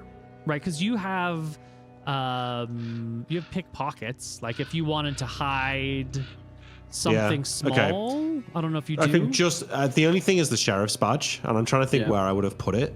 It's either in my pocket or it's in my bag. It's probably in my bag, to be honest.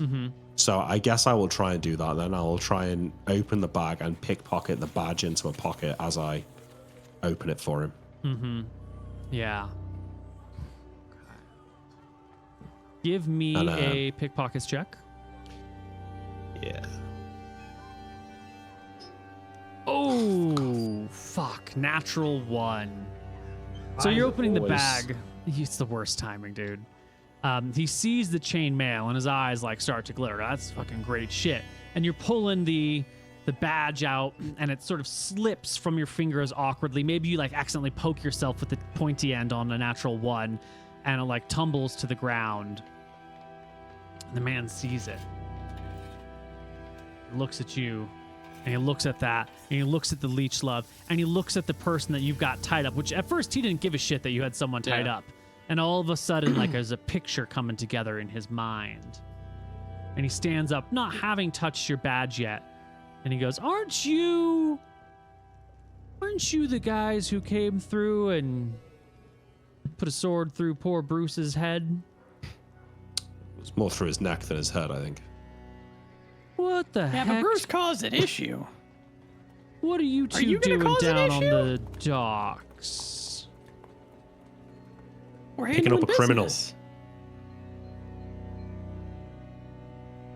He pauses, not knowing what to do with this situation. You I take my know? badge back. Has he taken my badge? No, he didn't. No, he he just didn't touch it. paused.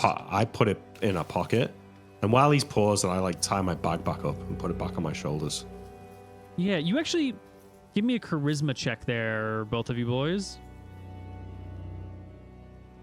They're 25. Pigeon, you don't quite pick up on this that's going across his face, but Luther, you ever seen someone who's a spineless bastard who is Yeah. like a sycophant to their upper ranking person, and all of a sudden they're put in a position where they have to make a decision, but they don't know what their boss would like to do, and so they're sort of like paralyzed with like, oh no, what is the right decision here? Like one of these decisions is bad for me and I'm not sure which one.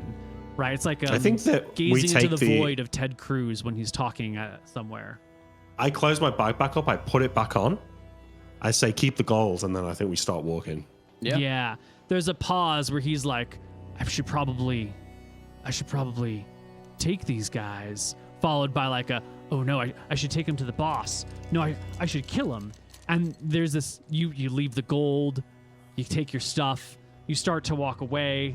He's freezing in his feet. 11 plus. I turn down the nearest alley. Yeah. And 21. So what? You split off. I tell you, Let's go down the nearest alley. If Okay, he yeah. follows, we'll kill him. It'll be out of view Yeah. of the guards.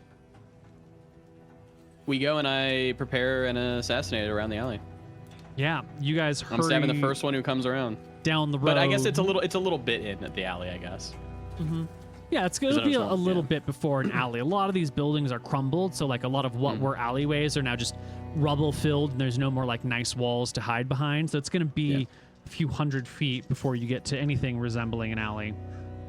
And the man stands there with his two sidekicks watching, and you can hear from behind you the guy on the walls is shouting at him like, "What's going on?" And he needs to eventually make a decision, but he barely failed his willpower check. So I think he just stands there in indecision until high he comes after you, low he retreats. Oh, it's cocked. Let's try it again over here. An 8. No. He does not come after you. You guys like slip into an alley and you've noticed that he's gone back inside the gates. And you can see indeed when the gate doors open, there is a loaded ballista that is just like aiming straight down the main road. Oh, that's crazy. Okay, well, we take, there's a bit of a blessing in disguise there, and we get away. I thought this was going to be a deadly moment for you, but his willpower checks were bad. His intelligence checks were bad. And you can slip down the streets. He's just a goon. Oof. Yeah, that was close. All right. We could have killed him in the alley, but it was sketchy. Yeah, as you make your way down through the town and out down the west road, how do you think that this is going to have an impact in any way, shape, or form, that they recognize the sheriff was sneaking in and out of town? Might this have an impact, or is it is it nothing? I think it's mild. It's mild. I think we can just deny it as well if we want to. Who would you deny it to? Well, I also just think that it's not in this guy's. Matter, yeah. It's not in this guy's interest to say that he saw us. Because he let us go. He shit himself when he realized we're the ones who killed Bruce. And he let us go, and he's gonna be like to his guys, don't fucking say who that was. They got 6 gold out of us. It's pretty good going. So you think they're probably just gonna keep their mouths shut? Because that's what I'd do if I was him. Yeah. Maybe for their own seems like safety. a bit of a coward. Yeah. Yeah. I don't know. Just want to hear your thoughts. But lovely. I am a little bit worried. It's afternoon when we leave, right? So we've not got a full day's worth of walking. I'm a little bit worried that they might come out after us. So I wonder if we shouldn't turn off the road and try and find somewhere to camp. It's the open plains, man. There's I'm not really worried about that. It's winter time. There's no one else traveling. Yeah. How far away is the Bandit Hill? Very. Yeah. Far away, yeah. It's all the way over here. We just make tracks then. Once we're somewhat out of the town, I'll take the time to put my armor back on.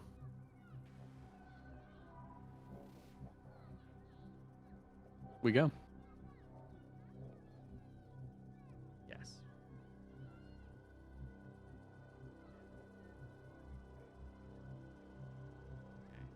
It is once again a fairly uneventful walk home. A long walk. Now, you only have 2 extra days of rations. Poor Zebra doesn't have any food. Yeah. He's going to have to figure it out. He's just Let's gonna catch go hungry. a rabbit or something. You're going to go out of your way to hunt in the wintertime plains? He can to survive feed 2 Zebra? days without food. No, only because I'd rather eat a rabbit than eat rations. So I might try and throw a dagger at a rabbit if I can get close to one. Or get Pigeon to do it. Pickings are slim. Probably not going to find anything on the road. I don't know. Pigeon, give me 1d20. I'll just do an attack roll, and then you can take 2. I was going to make it attack roll, yeah. So there you have one tiny moment where maybe there's a rabbit close enough to knife in this winter, but it's not. You'll arrive back in Cauldron on Friday the 5th, pulling into town late in the afternoon. So you left Wednesday, you sleep Wednesday night, you sleep Thursday night on the road. You arrive Friday. All right, we head straight to the keep with our prisoner, yeah. Yeah. When you get there, and you get to the keep, and there is Kel Joyce Sunderland hanging out, letting you guys in and out. she will say to you, "Oh, good. Oh, good. I'm glad you're back. There's been a murder while you've been away." A murder? That's awesome. Let me get my fucking pipe and monocle. Who's this? We should get. She says, pointing to your prisoner. He's a It's thief. Zebra. A pickpocket, yeah. From the docks in Tassel. Tried to steal my badge. Well, she shrugs. That's not a good one. That's a boiling. I don't think it's quite a... Your badge, did you say? Yeah, that's maybe hanging in a cage over the castle walls. There you go. See, not so bad. I told you. All right. Well, can we take him to the cells? Mm-hmm. She'll let you in. And you can make your way to the cells. There's no dedicated jailer. That is a position that they would like to fill, but right now there's just not enough money for it. And so the jail cells, like, there's no one on duty to watch them. Someone gets thrown in jail, and then if someone remembers to come down and feed and water them, then they'll get fed and watered. Otherwise, they are sitting completely alone, underground, out of earshot the entire I'll get time. him some food and Any water, scraps then. of my rations left, I will throw to the guy who's due to get boiled. Mm. And I say to Zebra, right, so you see, this guy, he attacked us on the west road. He tried to kill us. That's a boiling. I don't know. I think you're a boiling too, Zebra. I mean, No, like you we said, gotta exude power. hanging in a cage, and you'll be fine. The All guy right. who attacked you on the road, he is down here in Yeah. the dungeons. It's pitch dark. The only light in these dungeons is the light that you bring down. So this guy's been sitting in darkness for like 2 weeks now, 3 weeks now, maybe. Getting Doesn't look fed good. every few days. Brought water every few days. He's in bad shape. He's like a little bit thin. His hair's grown out. His beard does not look good when it grows out. It's awkward and patchy. And he, as you're bringing this guy in and tossing him in, he looks at you two and he's like, "Come on, guys, there's got to be a way out of this. Please, please, please. I can do anything. Enslave me. I'll be a good slave. I swear. Don't kill me. Don't boil me." It's It's up out to of my our, lord. it's out of our hands, mate. Sorry. Is Lord Shacklebrook back yet? Is he back from Stromheim yet? He is, yeah, he's back, yeah. When did he get back? Oh, 4 or 5 days ago? Can I see him? Please, you gotta let me see him. It's I like a put week this and a guy in the half ago, cell, actually. and Pigeon goes to leave. Tell you what, we'll tell Just him you want to sad. speak to him. Don't worry. All right. You leave him in the cells. You I can throw him go- a bit. I throw him a bit of food as well if there's some of my rations left, like a bit of cheese or whatever. Sure. Yeah, you give him the last of your rations. And I give him some water from my water skin. Mm-hmm. Yeah. All right.